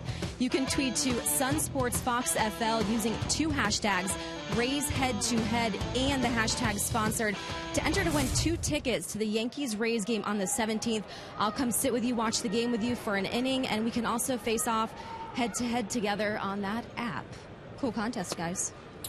Absolutely, and it would appear that Orestes loaded up his lineup with some power in that lineup. James Loney, that's a foul ball just outside third. Gary Cedarstrom on the call. The count is 2 strikes on Loney, leading off the home half of the 5th. Escobar next, and then DeJesus.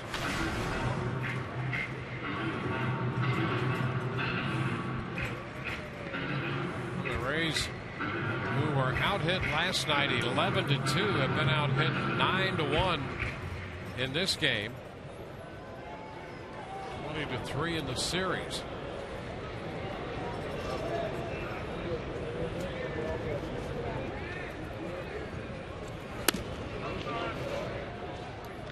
Ball, 2 strikes. But the only thing that the Rays can hope for right now are these starts and stops. Extended innings has an effect on Stroman, and they could try to crawl back into this game a little bit. Right now down 6, got a long way ahead of them, but you still have a good amount of at-bats left. You got to get started soon.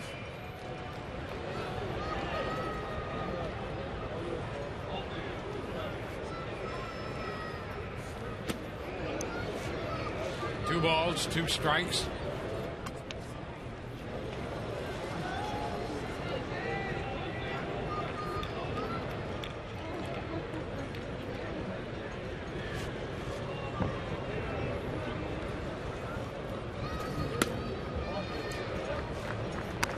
Stroman, who walked Zobrist to open the 4th, has gone 3-2 on James Loney.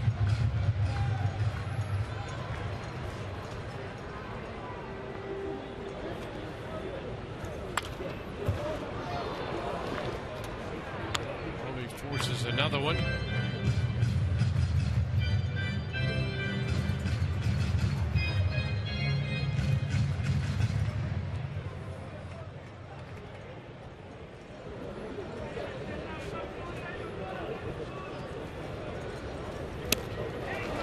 Out on strikes. Got him with a fastball. It's the 4th strikeout for Stroman. College football back, and your reigning national champion Seminoles ready for their 2014 home debut. Florida State hosts the Citadel Bulldogs on Saturday at 7:30 p.m. on Fox's Sun Sports.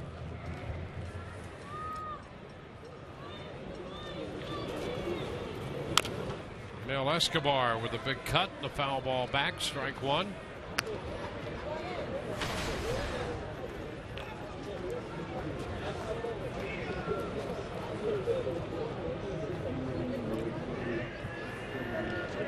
It's Kirby Yates up. Archer over 90 pitches with that 35 pitch top half of this inning.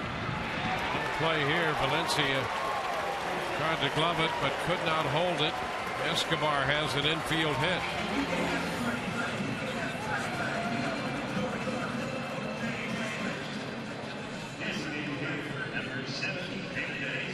So Escobar is aboard. Ray's got a base hit from Zobrist in the 1st, got a walk from Ben in the 4th inning. So Escobar is the only other base runner the Rays have had other than the 2 times Zobrist has been on. David DeJesus.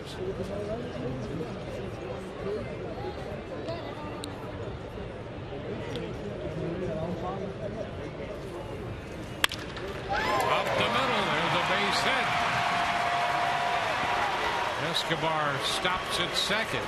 So DeJesus with a solid base hit into center. The Rays have a couple men on here with one out. Well, DeJesus, couple of good at-bats. He lined out to Bautista in his first at-bat, hit the ball hard. And this one stays right through it, right back up the middle. And the Rays putting together something here.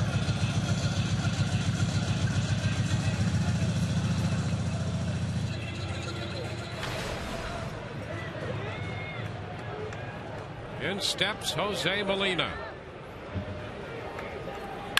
It's a ground ball to second. Goins to Reyes, and Reyes with the toss to first. Molina on the first pitch grounds into the double play. No runs, 2 hits, and a man left. Through 5, 6-0 Toronto.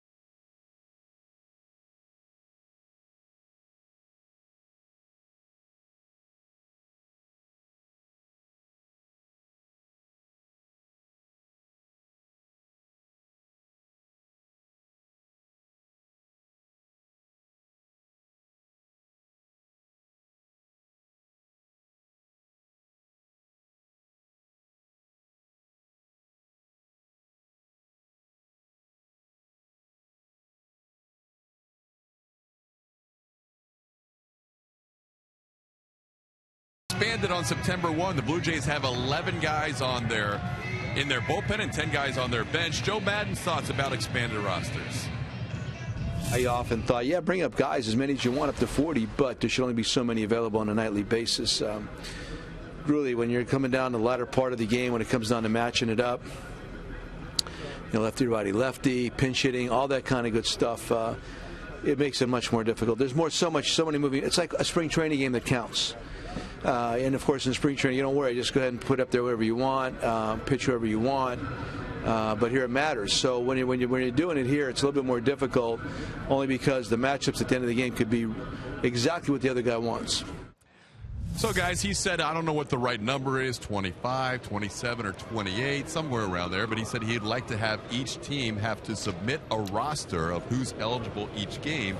Bring as many guys up as you want, but only a certain number available for each game. What are your thoughts on that? Yeah, that's an interesting topic that's been brought up before. It makes a lot of sense to me. If you're going to bring up, theoretically, you could bring up your entire 40-man roster. And if you're going to play the last month and there's supposed to be meaningful games, Goins is out on the line or the left, it does seem strange that you're going to battle all year and get right down to the final month when the races you hope are hot and heavy, and all bets are off in regard to limitation of rosters. So you can bring those guys up. I think the idea of designating a certain number and putting them on the list for that game would make sense. Could not agree more.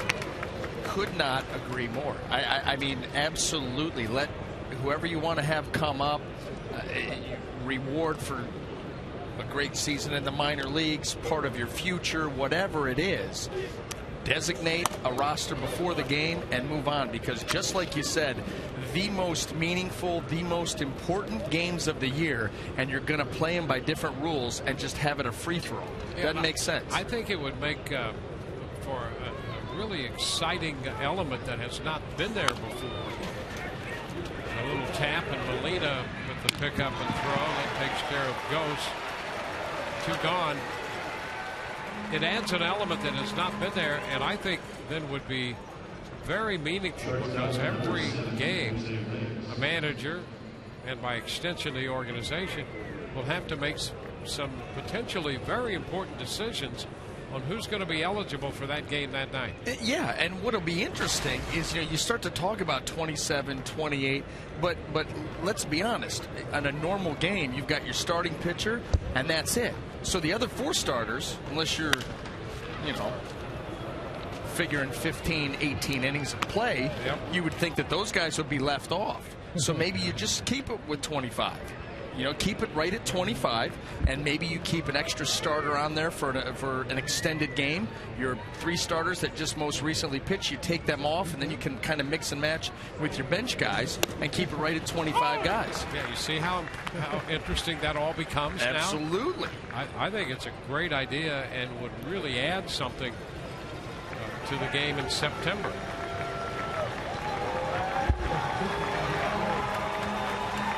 Come in that day and see if you were a healthy scratch or you were actually on the roster that night. Minor toward the gap in right center field on the 0-2 pitch to Reyes. It gets by Myers, leaving Kiermaier to make the pickup, and all the way to third base goes Reyes. He's there with 2 outs.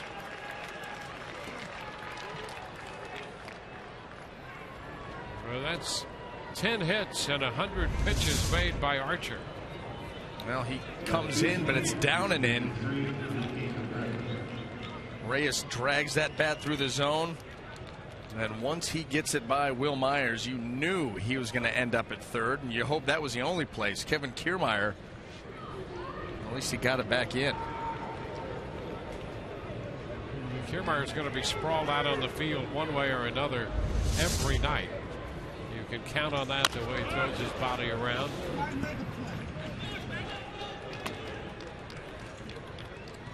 Cabrera fouls it. That's a strike.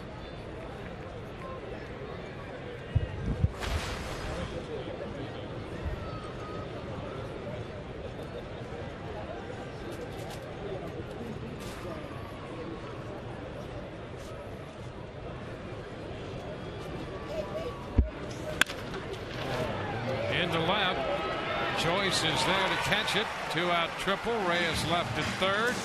We go to the bottom of the 6th, 6-0 Toronto.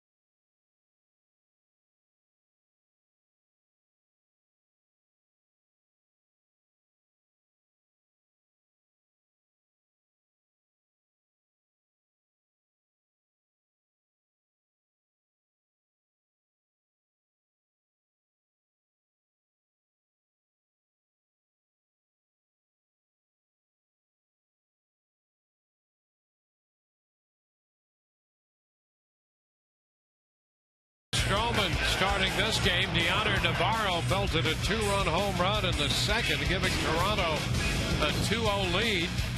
And then with the storm raging outside and lightning, we had a power delay of 30 minutes. Todd Callis went out to personally investigate.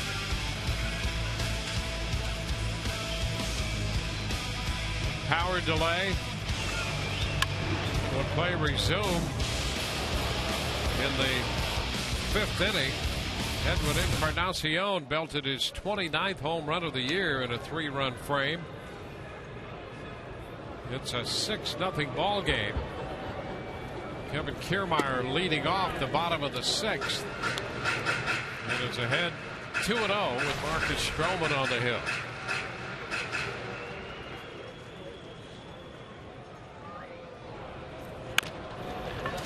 Tapped to third. Valencia's throw is in time to get Kiermaier. So 1 out here. The second baseman, number 18, Ben Zobrist.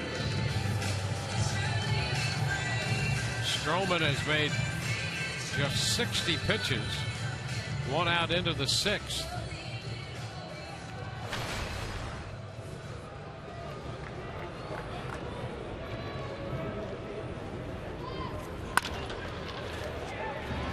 Base hit through the right side by Zobrist. He's on for the 3rd time. I mean, they just cannot seem to find a defense for Ben Zobrist. That time they had Adam Lind playing right on the first base line, and what should have been a ground ball to be able to be handled was not. This pitch not getting to its spot. Ben Zobrist out over the top. Look where Lind's playing, right on the line. That's a ground ball to normal first base, but nobody's there. Here's Will Myers. Pitch is too low to Will. As we discussed the last time he was up, he's one of the Braves hitters you'd love to see find himself a little bit at the plate and Finney's feeling good about things.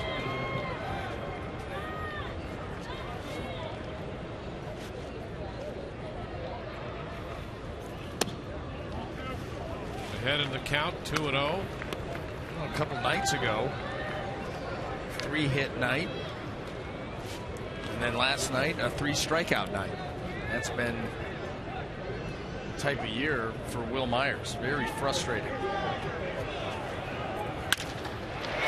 right field, Bautista will have to go back, reaching up to make the catch. Myers is retired for the 2nd out. Nice play by Bautista. Retreating to the warning track. And then there's that. You do drive a ball the other way, something that you want to see him do on those pitches that are away from him, and it's run down by Jose Bautista in fine fashion. You know, he's really at the point where he's got to take that, as frustrating as it is to have it be caught. But he did something right there in terms of trying to get to where he wants to be. Big picture, you're absolutely right. What unfortunately happens with most players, they're bottom line guys, and they say it was an out. And that's, you know, yeah, okay, I did it right. What did it get me? It got me a fly ball to right. I mean, that's what's going on in Will Myers' mind right now. But you're right. You've got to try to grab something to be able to, you know, to break out of this. But it's extremely difficult to have that mindset.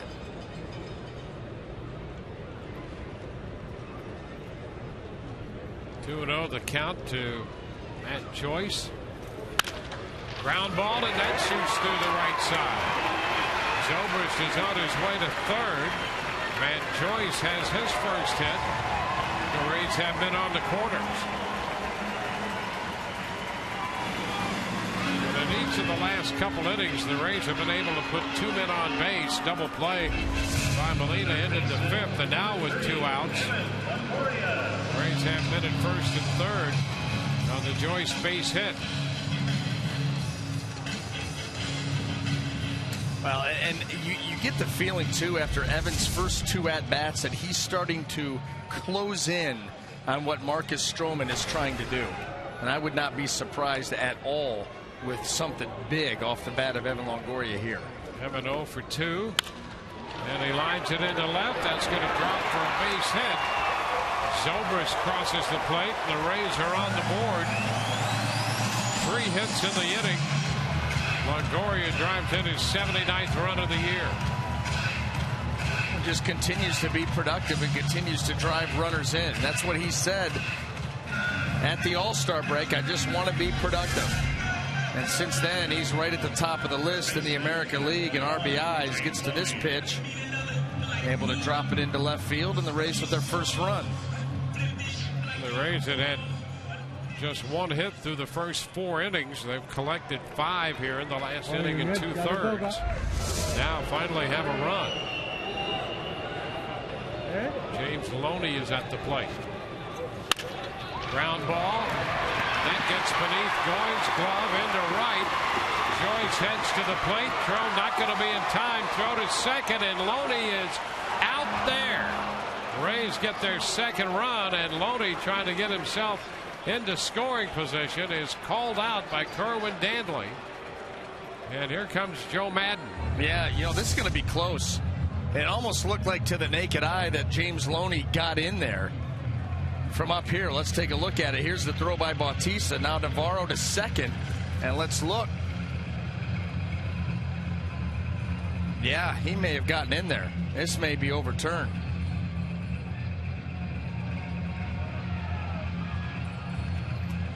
Yep, absolutely. He was in there.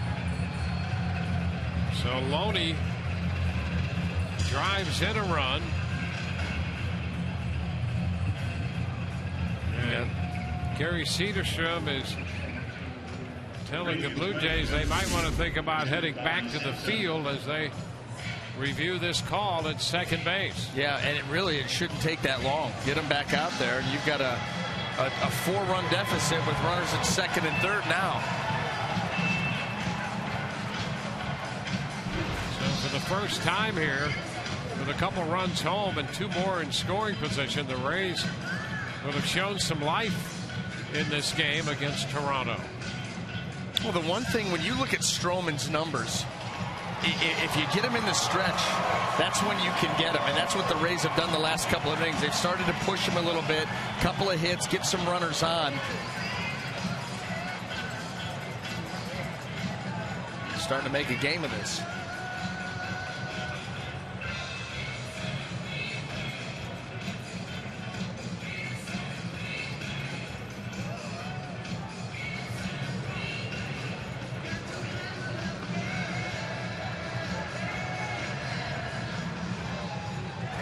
Safe at second base. So the inning will continue. Marcus Stroman goes back to the mound.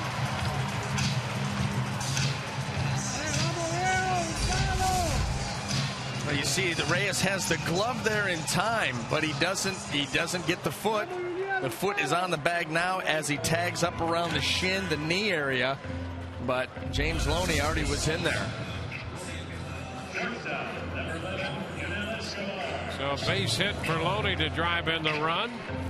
And with the throw coming through to the plate, he takes advantage of that, moving into second as Longoria had gone to third. And it's Yunel Escobar up with a chance to really make a difference in this game now. Fouls the first pitch back, strike 1. Aaron Loop, the left-hander, is in the bullpen.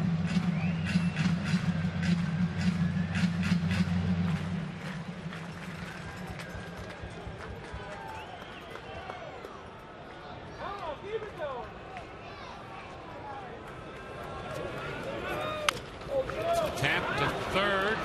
That's a foul ball. Valencia went ahead and made the play, but that was a foul ball. And on the hurried throw, Lynn couldn't come up with it, but that's a foul. So the Rays will have to reset the runners.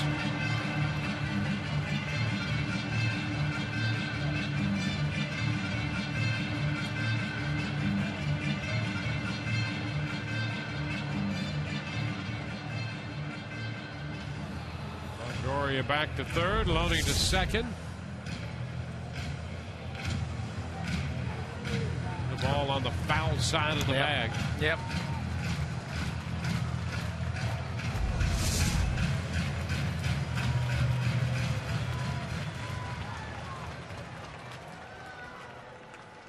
Oh, 2 the count to Yunel Escobar.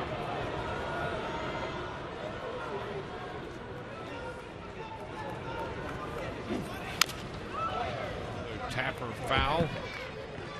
A lot of these breaking balls from Stroman are not getting to their desired location.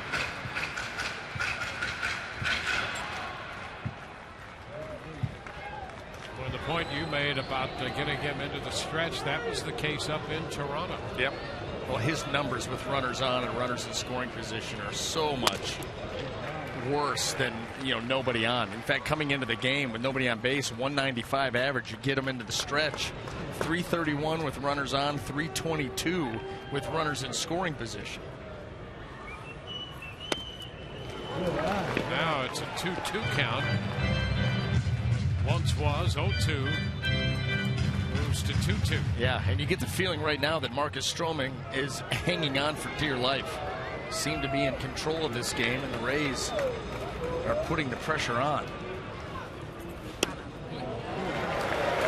balls, 2 strikes. Jesus on deck. Loop in the bullpen.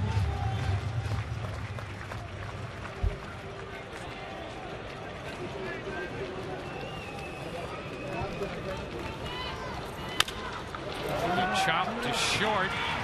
Reyes unloads the throw. Out the call. That's a close play at first. And Joe Madden, who won the call at second base and got it overturned on Loney, wants to take a look at this one at first base as well. And it's not going to work. Is out at first. Yeah, you could clearly see the ball in the back of Lynn's glove as the foot's coming down. And this should be the thumbs down from Davey, and this inning should end. So the Rays score 2, leave 2, down 6-2 through 6.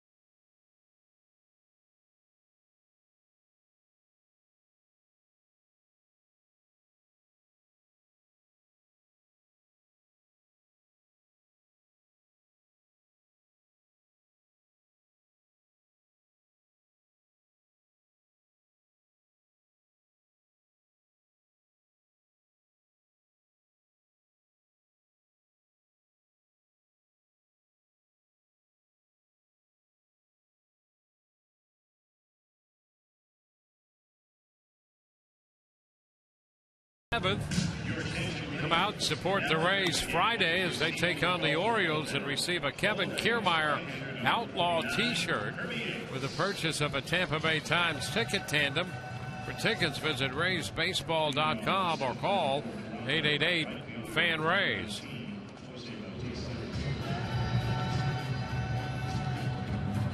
Kirby Yates will make his 31st appearance of the year, on with a mark of 0-2 and a .330 earned run average.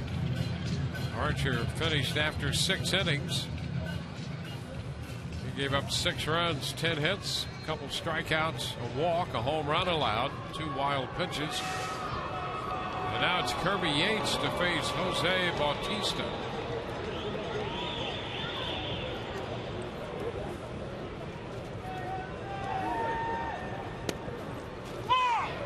Breaking ball in for a strike to start Bautista.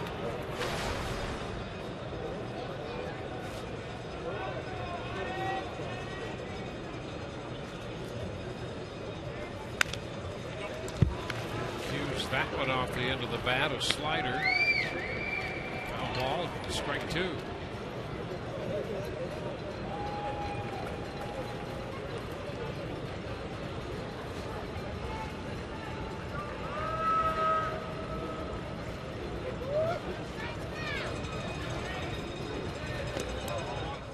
Bautista came into the game hitting .285. He had drawn 86 walks, which is second in the league, and the combination of all that, he's second in the league in on-base percentage. Well, it's 5th in slugging percentage. You know what's amazing is productive as Jose Bautista's been the last few years. Right now, his numbers set. You think about average on-base percentage, home runs, and runs batted in. It's his best season since 2011, and you've still got a few weeks left to play. It's that recent surge in the home run department that has taken him to the team lead with 29. Actually now tied with Encarnacion at 29. It's a pretty good power combo there in the middle of their lineup. Wow. Full count. Hot shot and through the hole on the left side. He has his second hit of the night. And 2 hits last night, 2 hits tonight. Here's what's coming up on Friday on Rays Live, the pregame show presented by your Gulf Coast Honda dealers. No TV tomorrow night.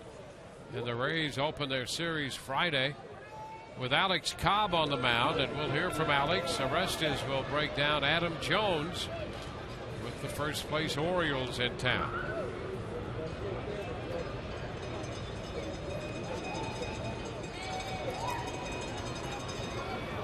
Encarnacion takes a pitch too close, 1-0. Indians shut out the Tigers 7-0. It's a complete game shutout for Danny Salazar.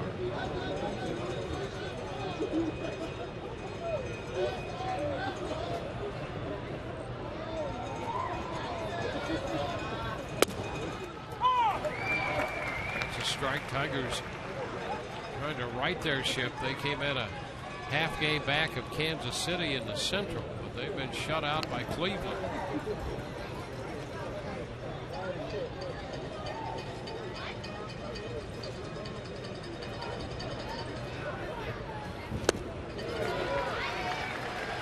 Ball, 2 strikes.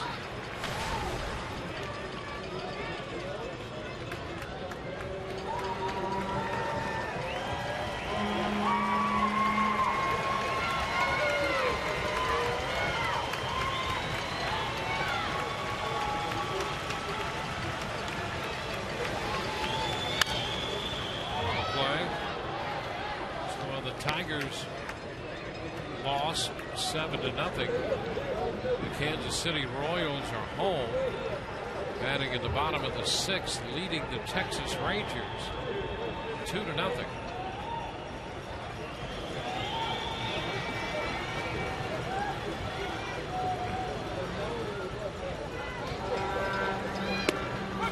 And strike 3 call on Encarnacion. First down in the 7th. Right at the bottom of the strike zone, middle of the plate. Encarnacion looking for something up, going to spit on this pitch down, but you can see clearly right there at the knees.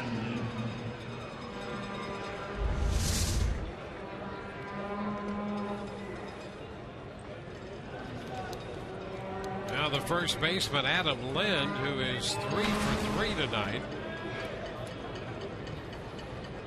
You scored 2 runs, 2 singles, and a double in between.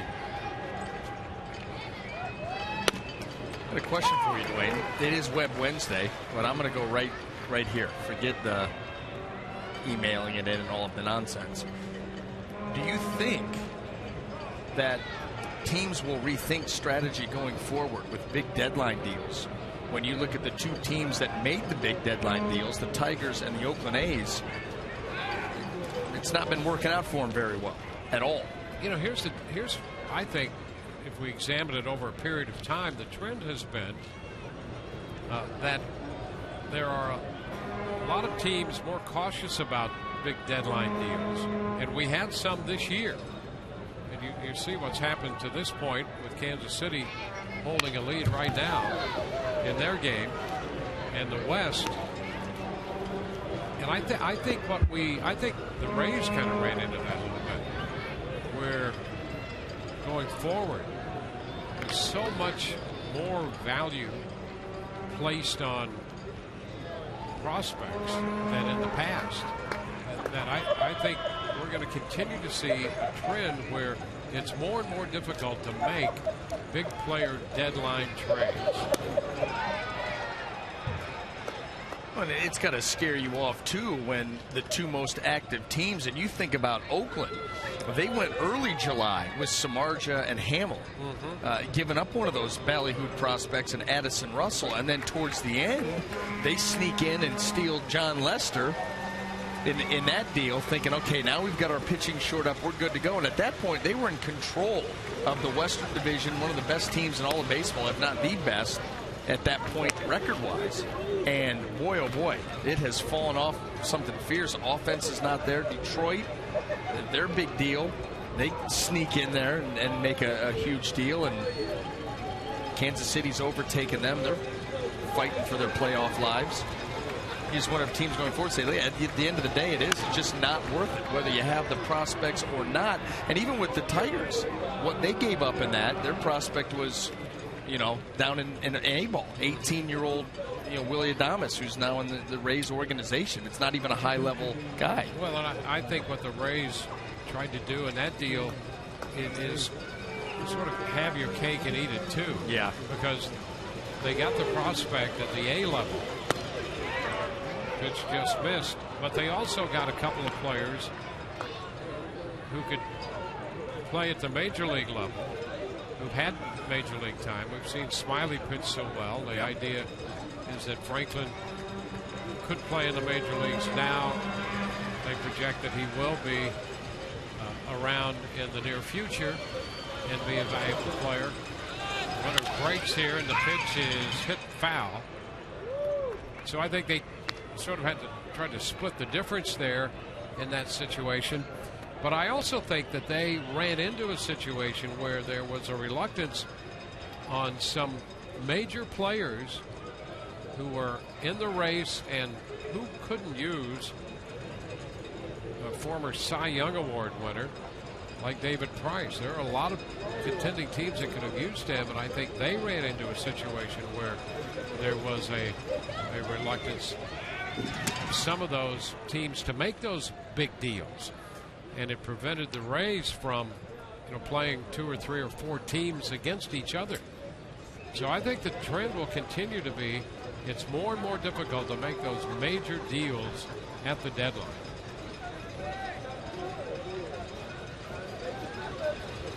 Runner goes again, and a line base hit into center. Batista had a free rein with his jump. He goes to third on the single, and Lynn is 4 for 4 in this game, and just like that, the Blue Jays are putting a threat together again. Well, I'm going to tell you something right now. Kirby Yates, look out. That ball was absolutely blistered right by him on the mound after that takeoff by Bautista. Watch this. And I mean, no chance.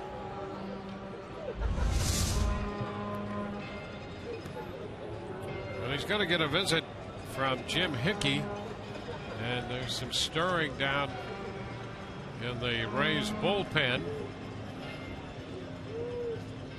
Well, they were known as your child's first rock band, the Wiggles. will take center field Sunday after the Rays take on the Orioles. Concert is free with that game's ticket, and fans will be able to get on the field for the show.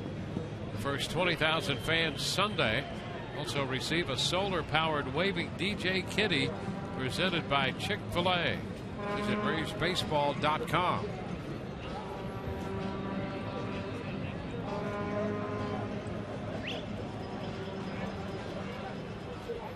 Well, mid on the corners. Leonard Navarro is going to be the hitter, and the Rays apparently are going to walk him intentionally.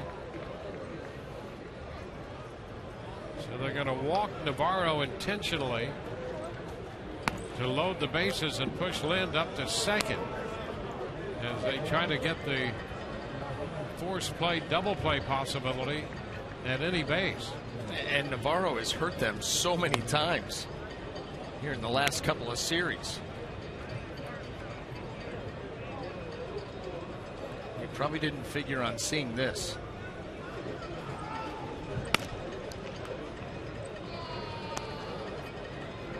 So the bases will be loaded with Danny Valencia coming to the plate.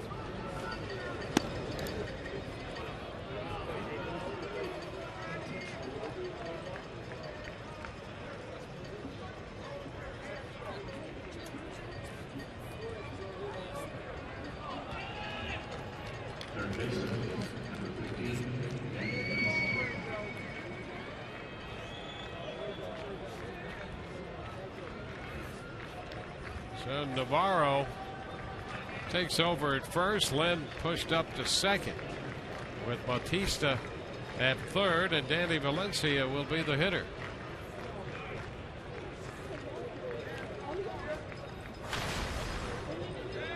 And the Rays giving Danny Valencia the right side as Ben Zobrist shading way up the middle right down here in a crouch, now ready to go. Yates misses, down and away to start the at bat for Valencia. And you need something on the ground now. This is one of those battles where it's all about execution. Yates wants a ball on the ground, or if he gets to 2 strikes, he wants to go for the strikeout. Valencia's looking for something elevated that he can elevate and get into the outfield. Valencia homered last night off Hellickson. 2-0 the count.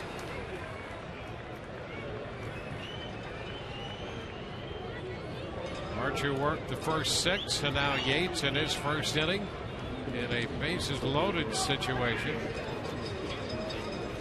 There's Dan Johnson on deck. Ryan Goins is due to hit next. Johnson has the bat.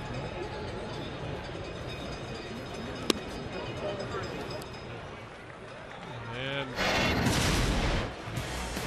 Yates falls behind Valencia. There's the home run he hit last night. He was down in the count 1-2.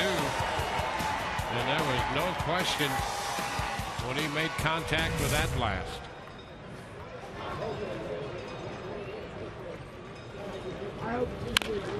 Swinging 3-0 and fouls it.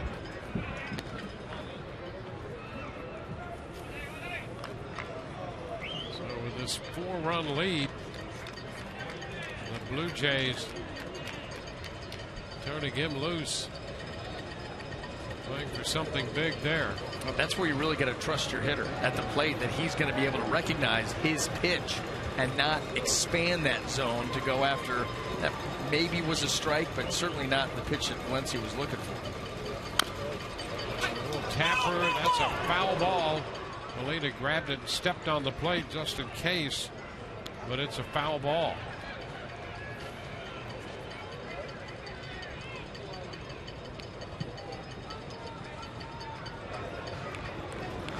So now the count is full. Valencia takes a little time outside the box after being up 3-0.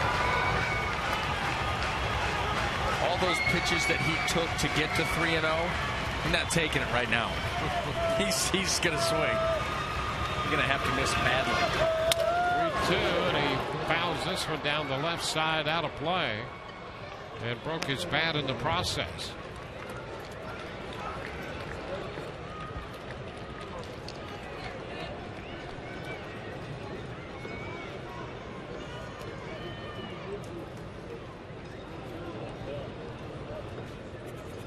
Dan Johnson on deck.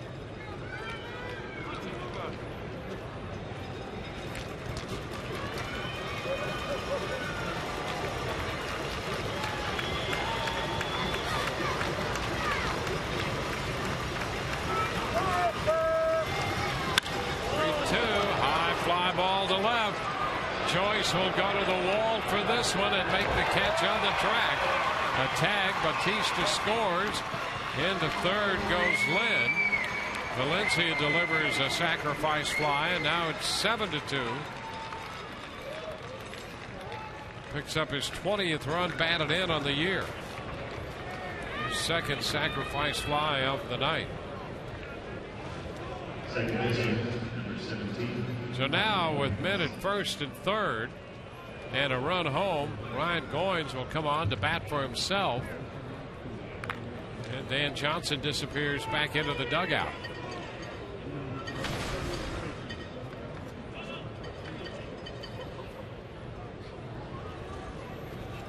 Goins 0 for 3. He takes a fastball for a strike.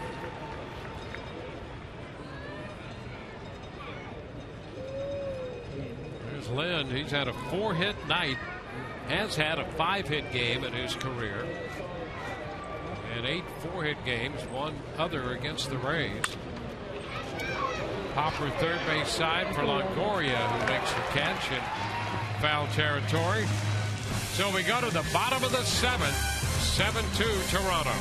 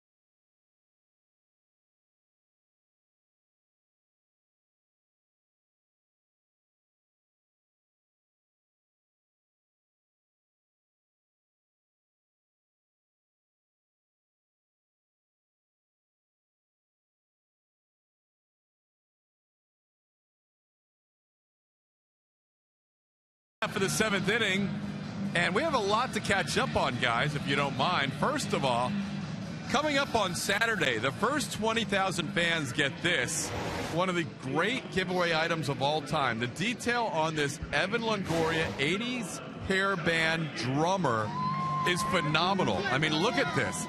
The long hair, the headband, the drumsticks, the Rays sleeveless T-shirt. On the back, you've got the amplifier. It is the first 20,000 fans on Saturday get this. A lot of fans don't realize this, but Longo, a lot of times early in the day before he gets into his baseball work, just drums away, relieving stress, clearing his head. And this is the little 80s hairband bobblehead to be given away on Saturday to the first 20,000 fans. Also, Sean Rodriguez will pinch hit here to lead off the bottom half of the 7th inning. We have some questions, as you know, on our website Wednesday, Ask the Announcers. One of them was about Desmond Jennings. Caught up with Des yesterday. Reason he hasn't been in the lineup, he's been frustrated, but that sore knee, the bruised knee, it's really been bothering since all the way back on July 11th. That was the day when he faced Mark Burley, tomorrow's starter for the Blue Jays, fouled a pitch off his knee, and ever since then, it's kind of been a lingering situation. He was able to play through it through the All-Star break, after the All-Star break, and then recently on that road trip, it flared up on him again. So that's why he's been missing the last few games. You guys okay if I keep going here? I guess so. We have one other topic. You know, Twitter followers are big. You guys aren't quite on the Twitter following thing yet, but Twitter followers are trying to get to 10,000 for Tampa Bay TK by the end of the year. And I had 2 new ones today within the span of a few minutes. They were the 16th Street substation now following me, and News Channel 8's meteorologist Steve Jervey following me. So we need to do more of these weather hits, I think, guys, in the future. Yeah. So that's all I got. I got the Longo 80s hairband drummer. I've got the Jennings update. I've got Sean Rodriguez hitting a foul ball over our heads. And I've got Steve Jervey at 16th Street Substation following me on Twitter. Life is good. Yeah, the great thing about that is that the 16th Street Substation actually has a Twitter account. Oh, yeah, you knew it would after as much press as we gave it. An animage, a building, if you will. Well, is Todd, you still there? Here. You're still there? I'm here. Well, listen, I want to circle around back to the bobblehead. You talked about the detailing. You know what the best detail about that bobblehead is? 80s hairband. It's the Kip Winger-like teeth. The Kip Winger-like white teeth. His teeth are whiter than white. Got that little gap in there, too. Yeah. Oh, yeah. You got to put the gap in, but the coloring is very Kip Wingerish.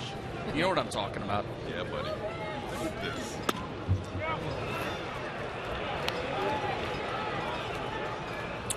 Jose Molina at strike 1. Todd's hit of the year. I think this is going to be one of the most popular giveaway items. You guys mentioned the DJ waving kitty earlier. That's pretty cool, too. That's going to be Sunday. Basically, the DJ is the DJ kitty is solar powered and waves continuously as long as, obviously, light is shining on it. But so. Let's be honest. Nobody was talking about the DJ waving kitty. No, you guys promoted it. No. Yeah. Well, then I must have been gone. I think I checked out. Sunday. It's coming up Sunday for kids 14 and under. This is for all fans. 20,000 fans. You walk in the door. Doesn't matter what your age is. You get the Longo bobblehead. And listen, it's a big 80s hair Evan Longoria bobblehead. You couldn't give it to just kids. It's the parents that will appreciate it more. That's their generation. Yeah, that's the one. When we first got the read for that, we designated that as one of the leading items of the year. Must have. Yeah. Must have. And Friday, guys, it's a big weekend. Friday, you've got the Outlaw Ticket Tandem T-shirt. A lot of ladies will be interested in getting that Kevin Kiermaier T-shirt. And it's Ladies' Night with wine tumblers, special event ticket there for ladies on Friday night. Ladies' Night out at the Trop. So this weekend's going to be large.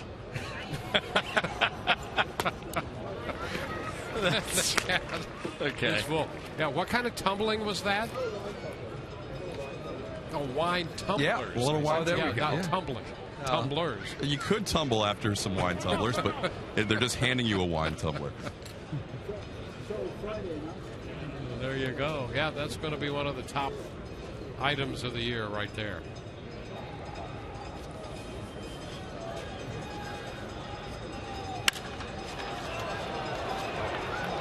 Molina pops it into shallow right.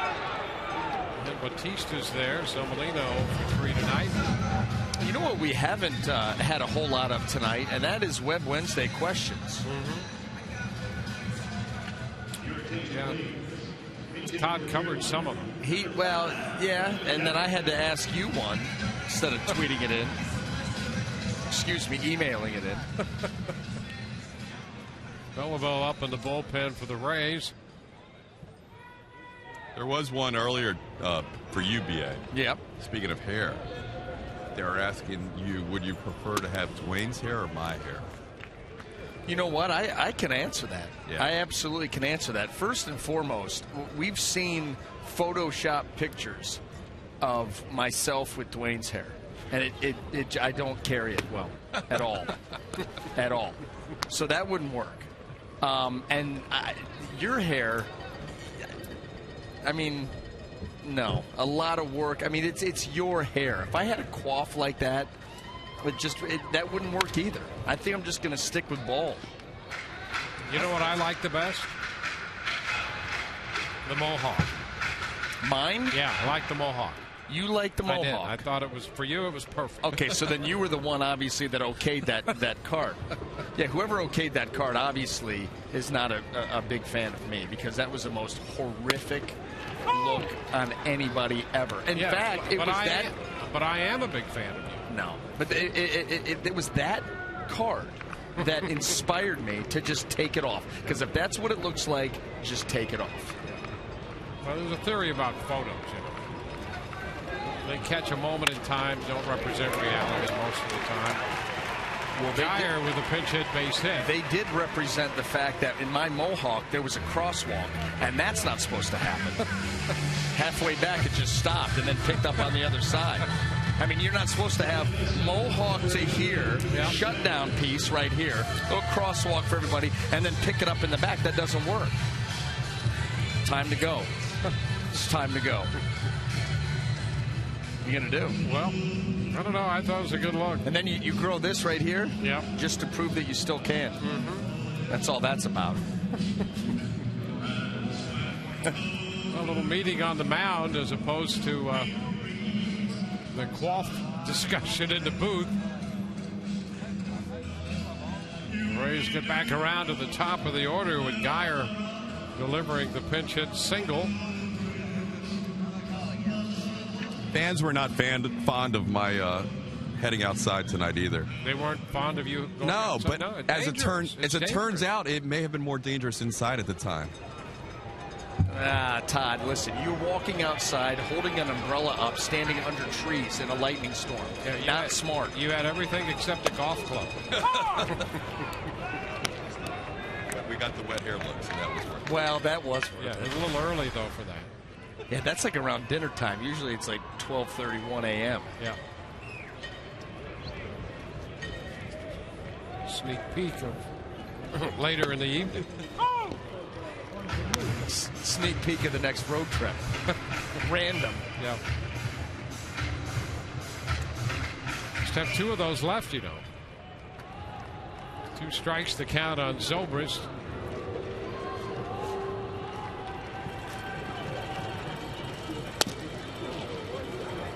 Ball, 2 strikes. Ben has been on 3 times. A couple of singles and a walk in between.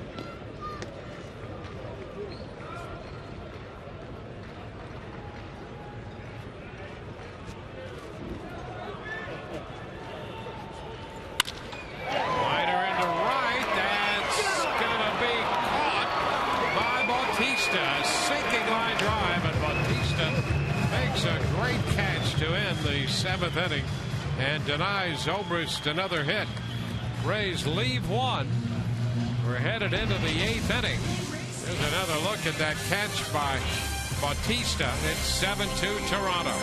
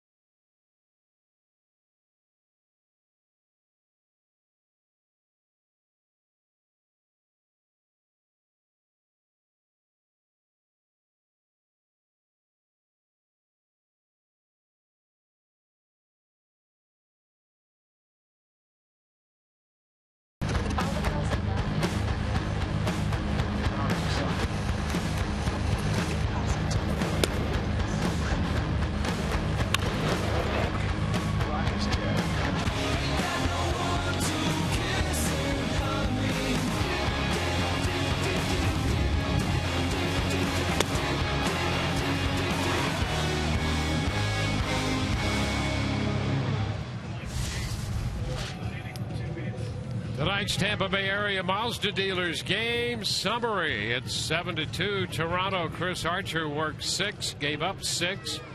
Navarro and Encarnacion have hit home runs tonight for the Toronto Blue Jays, who come in to hit in the 8th inning, with Brandon Guyer now taking over in center field. Jeff Beliveau, the new pitcher for the Rays, and his first pitch into Anthony Gose is a strike, a fastball.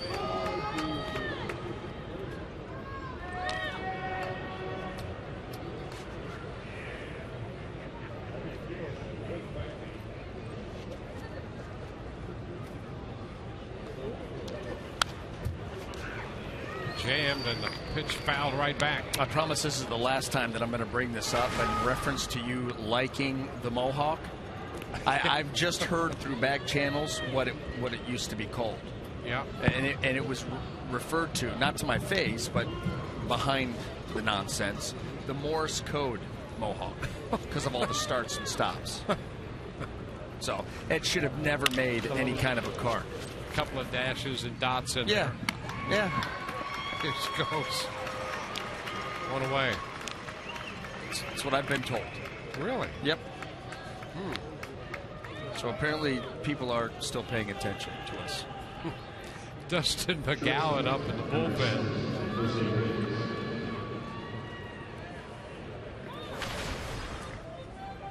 And Jose Reyes, the top of the order.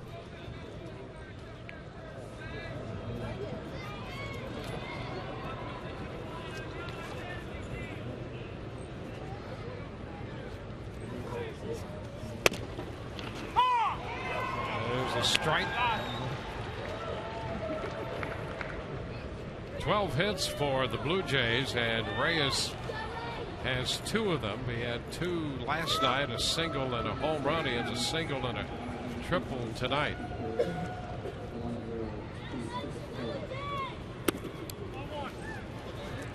It's 1-1.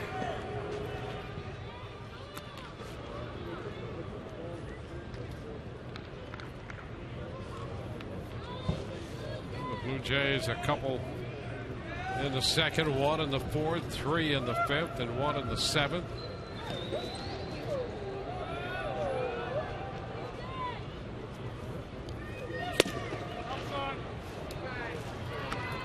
Two and 1.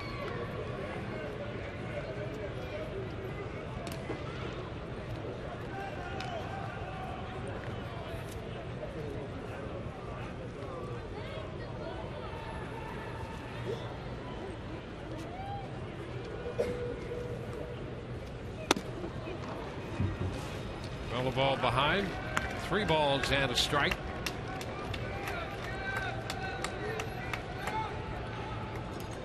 Fifth plate appearance for Reyes in this game. Cabrera's on deck.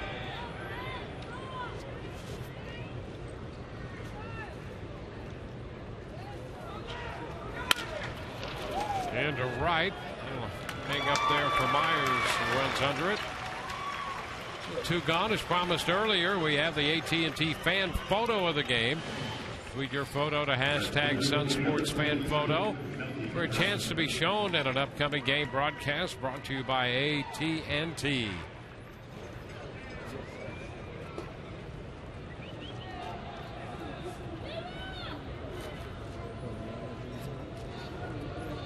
Cabrera drove in a run with a sacrifice fly.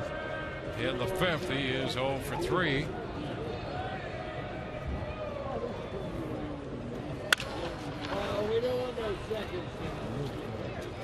One strike to count. Todd, you have an update. Yeah, Dwayne, I made a mistake on that DJ Kitty promotion. It's not for kids. It's for the first 20,000 fans on Sunday, regardless of age. So there you go. You've got Wavin' DJ Kitty on Sunday. Evan Longoria, 80s hair drummer, on Saturday for the first 20,000 fans. No age restrictions. There you go. Back to you. All right. Very good. Thank you for that update.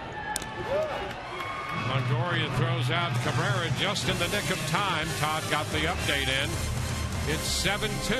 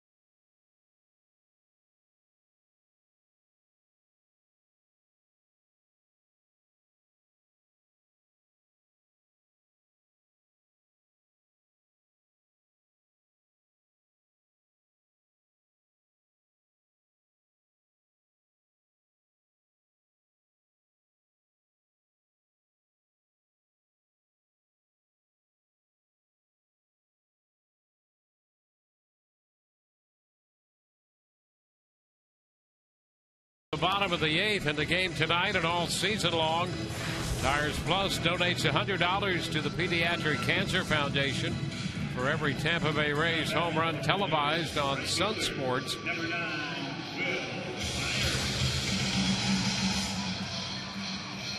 Will Myers will open the bottom of the 8th inning.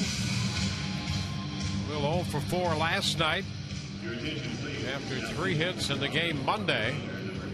And he's nothing out of 3 tonight. He'll face Dustin McGowan, hard-throwing right-hander, on down to pitch for the Blue Jays. Pitch outside, 1 ball, no strikes.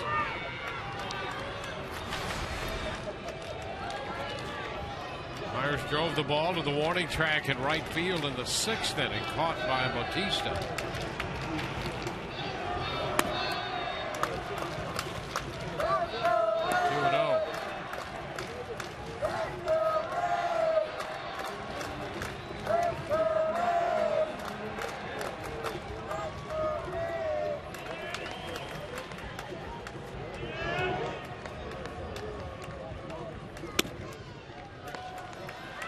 McGowan promptly behind Myers.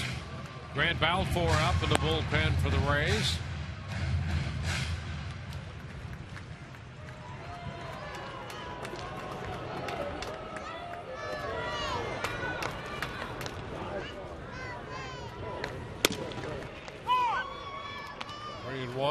When you see the good arm by McGowan, the one knock on him is the inability to repeat his delivery and have consistent command. The stuff is there. It's just a matter of staying out of these counts. There's a base hit. Fastball right back into center field. Myers makes the turn at first and goes a wide throw to second. Gets it back in. And Myers has a base hit these last 2 at bats. Only hit to right field in the 6th, and this ground ball hit hard up the middle. Boy, you cannot believe how far they had Anthony Gose pulled over into right center field. This is a ground ball basically up the middle, and Gose had to go so far to even get to it. Look where he's at, and this ball comes off the bat. He's nowhere near that baseball. Amazing that. That's why he turned, spun, and threw wildly. He's just trying to get it back in there because they had him literally out in right center field. Here's Matt Joyce. You know, the idea there is McGowan's going to go down and away from Myers, and if he does go out there, he's going to hit that ball into right center, right field. Problem is, you've got to trust your pitcher to be able to get it to the spot where it helps out the shift, and he was not able to do that. 1-1 with Joyce.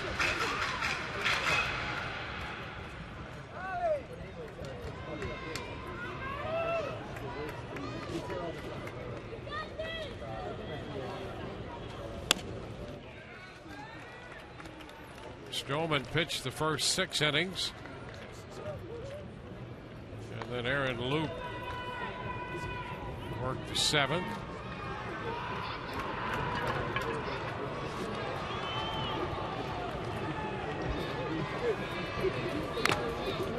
There was a piece of the fastball fouling it. 2-2.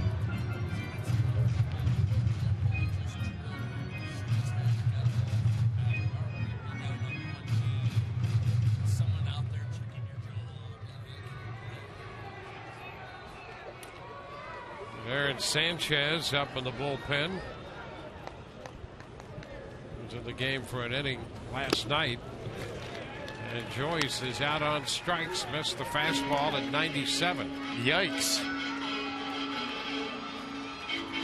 Well, that's the arm we're talking about. You can get a fastball up to 97. Power it right by guys. And we've discussed before, McGowan has had physical issues. He'd missed essentially 3 full seasons because of various arm issues.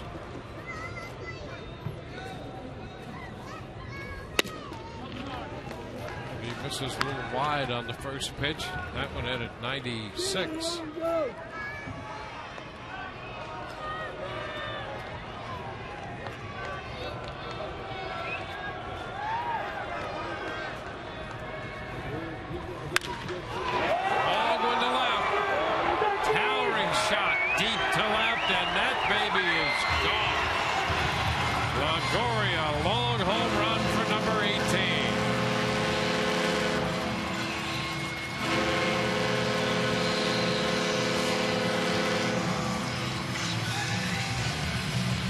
Irvin has driven in 3 of the 4 runs tonight. That makes it 7-4. Boy, that was a blast. I mean, about as high as it was far, and it was far. That ball, you're talking about no doubt.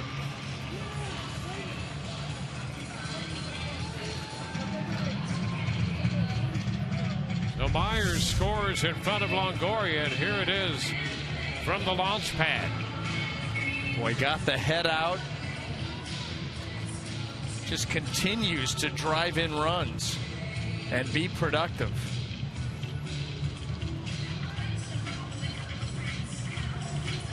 Irvin now with 81 runs batted in.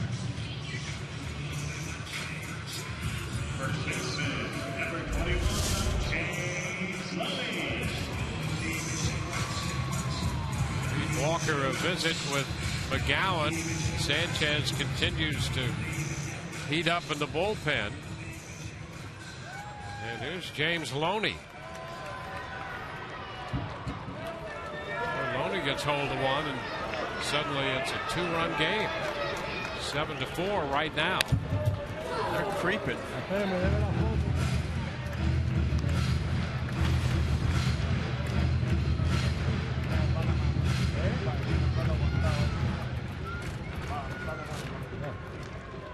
Tira la mano esa, tírala para adelante.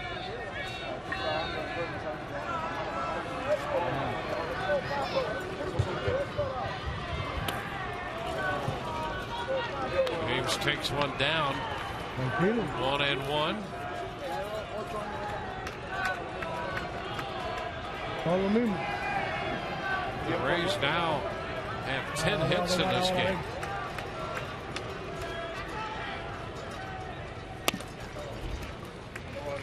Two.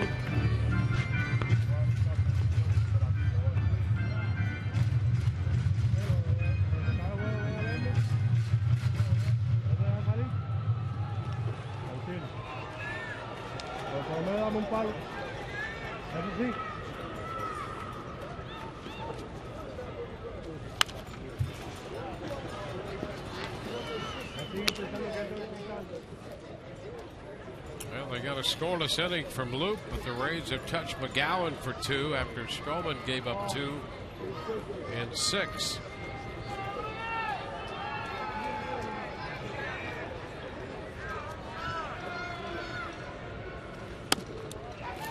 Rays had just 1 hit through the first 4 innings. They've had 9 in the last 3 1/3.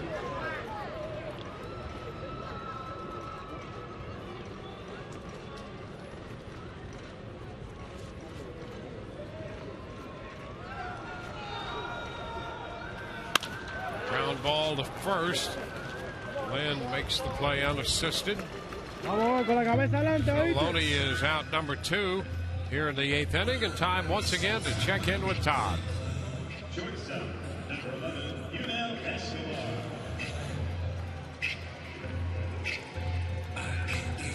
Or maybe not. We do have another question on our web Wednesday Ask the Announcers, and that is off of Twitter recently. Somebody said that one of the main reasons he's still watching the game is because he enjoys the banter between you and BA. Any ideas about your own talk show in the offseason? Yes, there are, actually. Yeah. But we've been told that people like us, so we shouldn't do one. Would we be overexposed, do you think? Maybe.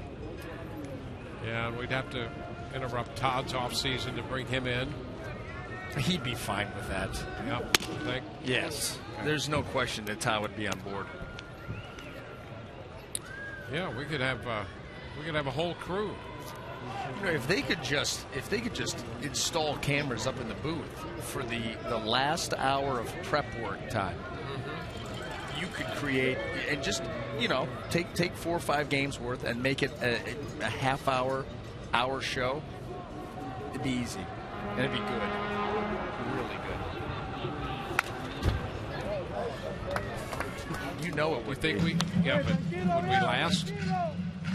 Oh no! This gig would be done, but then we'd have a new career. Oh, I got you. Yeah. Yeah. Without question. Oh, look, by the way. Yeah, and we wanted to point out something. This is modeled after BA's high left. Oh, no. Okay? That's what, really. Yeah, but he's got a closed fist. Well, he's giving right here. He's got his paw. Yeah, it's true. But 3-1 now. Yeah, so people clamoring for that off-season talk show. Listen, I'm on board. Okay, I would do it. Let's do it. It would be. Yeah, but doesn't mean nobody would carry it. Cable access. Reyes throws out Escobar. I got a basement. Hey, do it from there. Yeah. Take it on the road. Reyes got a couple on the home run by Longoria. 7-4. We go to the ninth.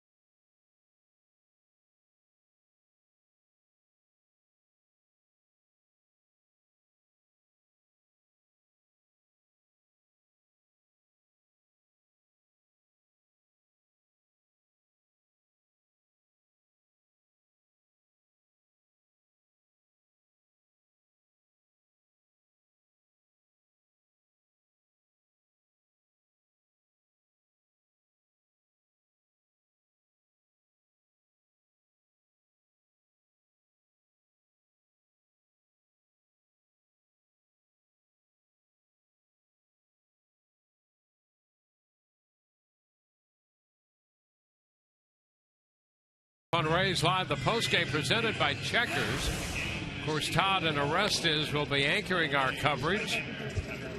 We'll have Joe Madden's press conference. Kelly Nash will have interviews from the clubhouse. And we'll be fast at work making plans for our off-season talk show. Lining up guests. Trying to convince our producer to be a part of it. That's the only way that it'll work. Yeah, I need someone to drive the show behind the scenes. Yep.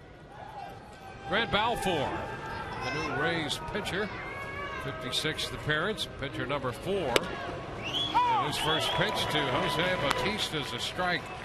He'll deal with the middle part of this order now. Bautista, Encarnacion, and Lynn. A big opportunity here for Grant. His confidence starting to grow, feeling better about what he's doing out there on the mound, and gets a chance to prove it here against some formidable hitters. 1-1 to count.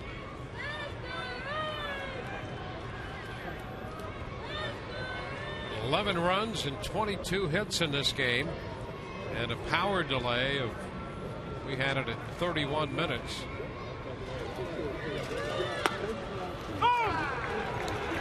Ball, 2 strikes.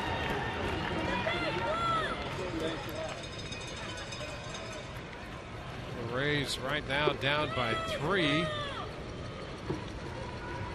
Balfour trying to wade through the middle of the order and keep the deficit at 7-4. 2-2. Yankees beat Boston 5-1. Got the win. McCann had a 4-for-4 night, including his 17th home run of the year in that game. Big cut. Bautista out on strikes. A little change of pace there from Balfour. You saw on the miles per hour 2-2. The finger split on that baseball takes off a little bit of the MPH, and Bautista not able to come up with contact. Well, we've seen a little bit of that before, and that's a really nice pitch right there to get Bautista. Yeah, sometimes it just helps out to have that extra pitch for peace of mind. You know, Grant all year has been fastball slider, and sometimes you feel pigeonholed. You feel like you paint yourself into a corner, just 2 pitches. Now you've got a third to go to if you need to. You feel like you've got more to play with, more room to maneuver.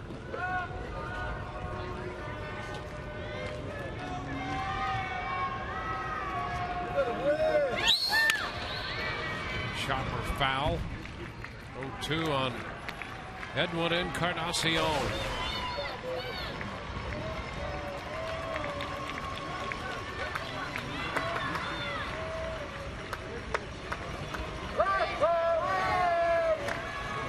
Home runs tagged by Toronto tonight. Navarro hit one in the second. Encarnacion hit one in the 5th. Rays got the home run from Longoria in the bottom of the 8th inning, the 100th home run of the year for the Rays. Aaron Sanchez continues to work in the bullpen.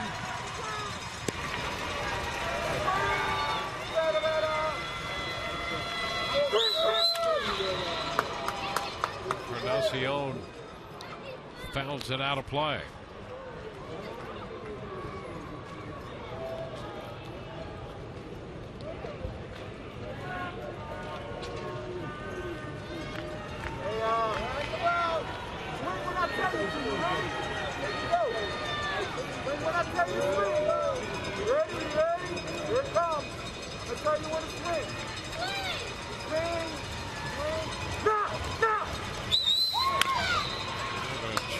Foul.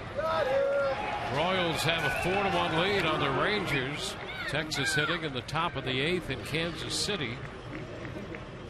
Wade Davis in the game for Kansas City now. Alex Gordon has hit his 19th home run of the year for the Royals. And the Mariners beat Oakland earlier 2-1. Ball, 2 strikes.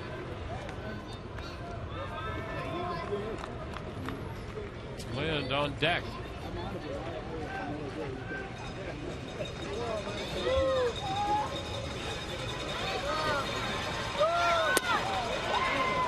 That's low.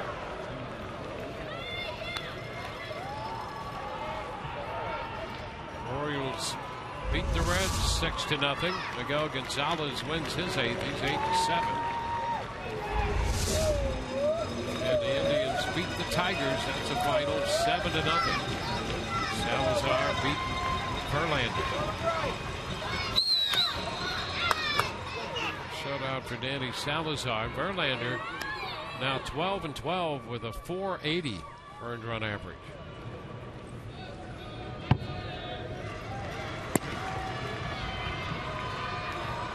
Chad Jenkins up in the bullpen.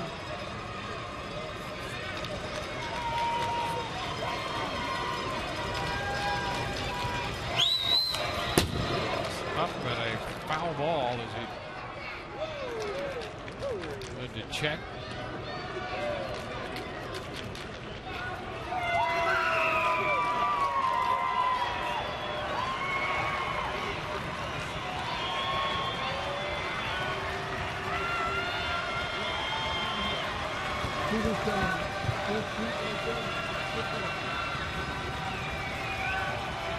One out, base is empty. And strike 3 is called to Encarnacion. How about that? What a battle those two had. Encarnacion, the kitchen sink being thrown at him by Grant Balfour, and he finally freezes him on a slider, 82 miles an hour. There it is. Just locks him up. 10 pitch at bat ended on that.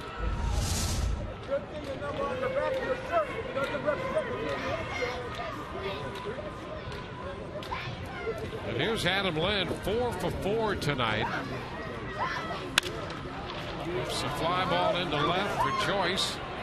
And it's a 1-2-3 ninth. Bottom of the ninth coming. Rays down 7-4.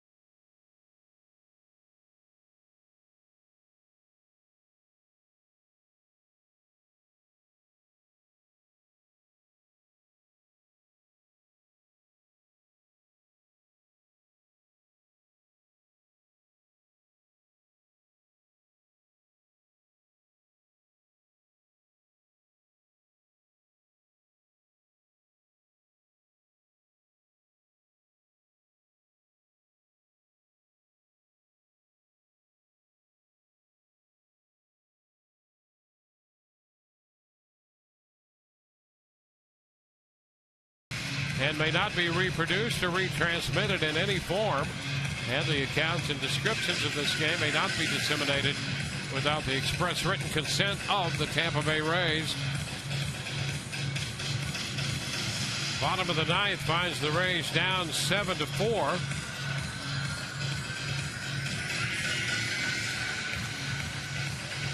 Danny Valencia moves over from third to play first base. Lind out of the game. Steve Tollison will play third base. Kevin Pillar in the game in left. And they'll have Pillar left, Ghost in center, Bautista in right. Aaron Sanchez is the new pitcher. McGowan gave up 2 runs on the Longoria home run in the 1 inning he worked. And Aaron Sanchez makes his 16th appearance. We've seen him a couple of different times and impressed with his ability to get the ball to home plate in a timely fashion. Rodriguez chops it to third, and quickly Tollison to Valencia. Sean Rodriguez is the first out of the 9th inning. Not waiting around a whole lot. That was 97-mile-an-hour fastball from Sanchez. He's got great stuff, and coming in here in a safe situation for the Blue Jays. Ryan Hannigan will pinch hit for Jose Molina.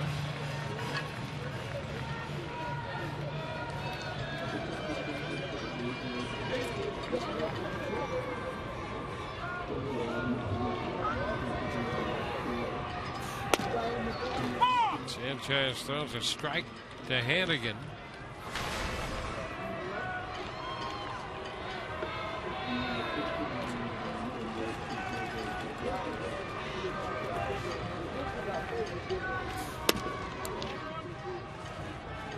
One and one.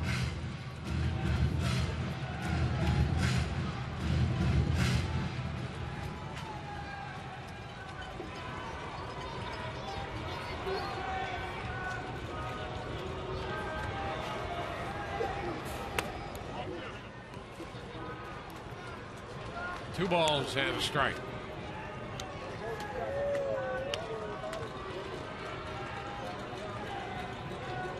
Stroman worked the front 6 for Toronto. Archer pitched the first 6 innings for the Rays tonight.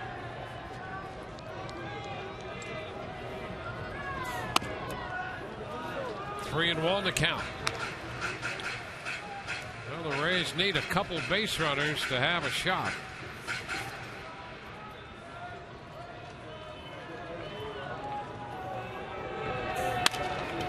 There's a ground ball to first. Valencia is going to make this play unassisted after the scoop.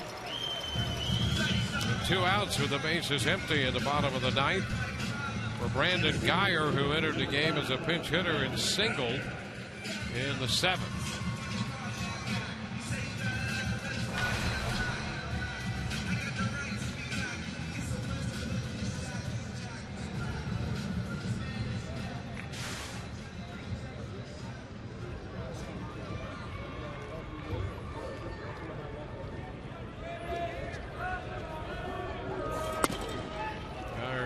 Back from that fastball at 94. 1-0. Guyer hitting .274 this time in.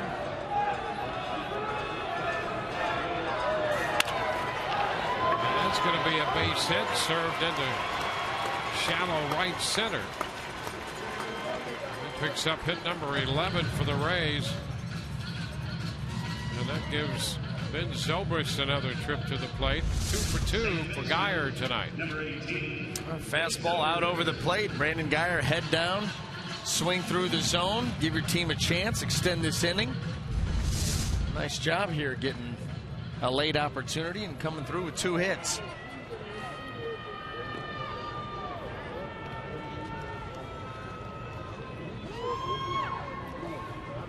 Ben Zobrist takes the pitch, and that's a strike. And Guyer moves up on indifference. And immediately Navarro out there to talk to Sanchez, more than likely to make sure that they go over their signs with a runner at second base. To change him up here, go with a sequence.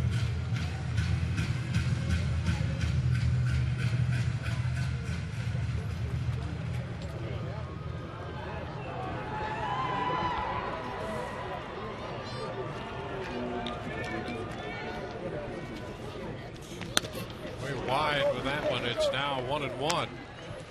Well, the Rays need one more base runner to have a shot with Will Myers on deck.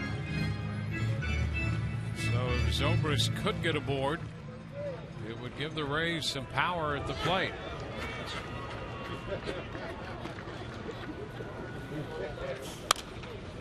Foul right back out of play.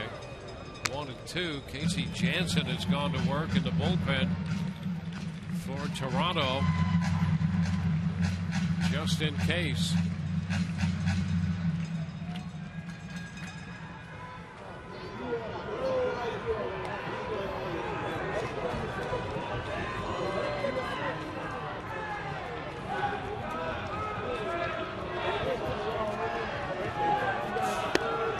And strike 3 call. The pitch comes back. Fastball, and that ends this game. It will be a 7-4 final for the Rays in the 9th. A hit and a man left on base. So the Toronto Blue Jays have taken the first 2 games of this series, winning tonight over the Rays 7-4. We'll be back in a moment.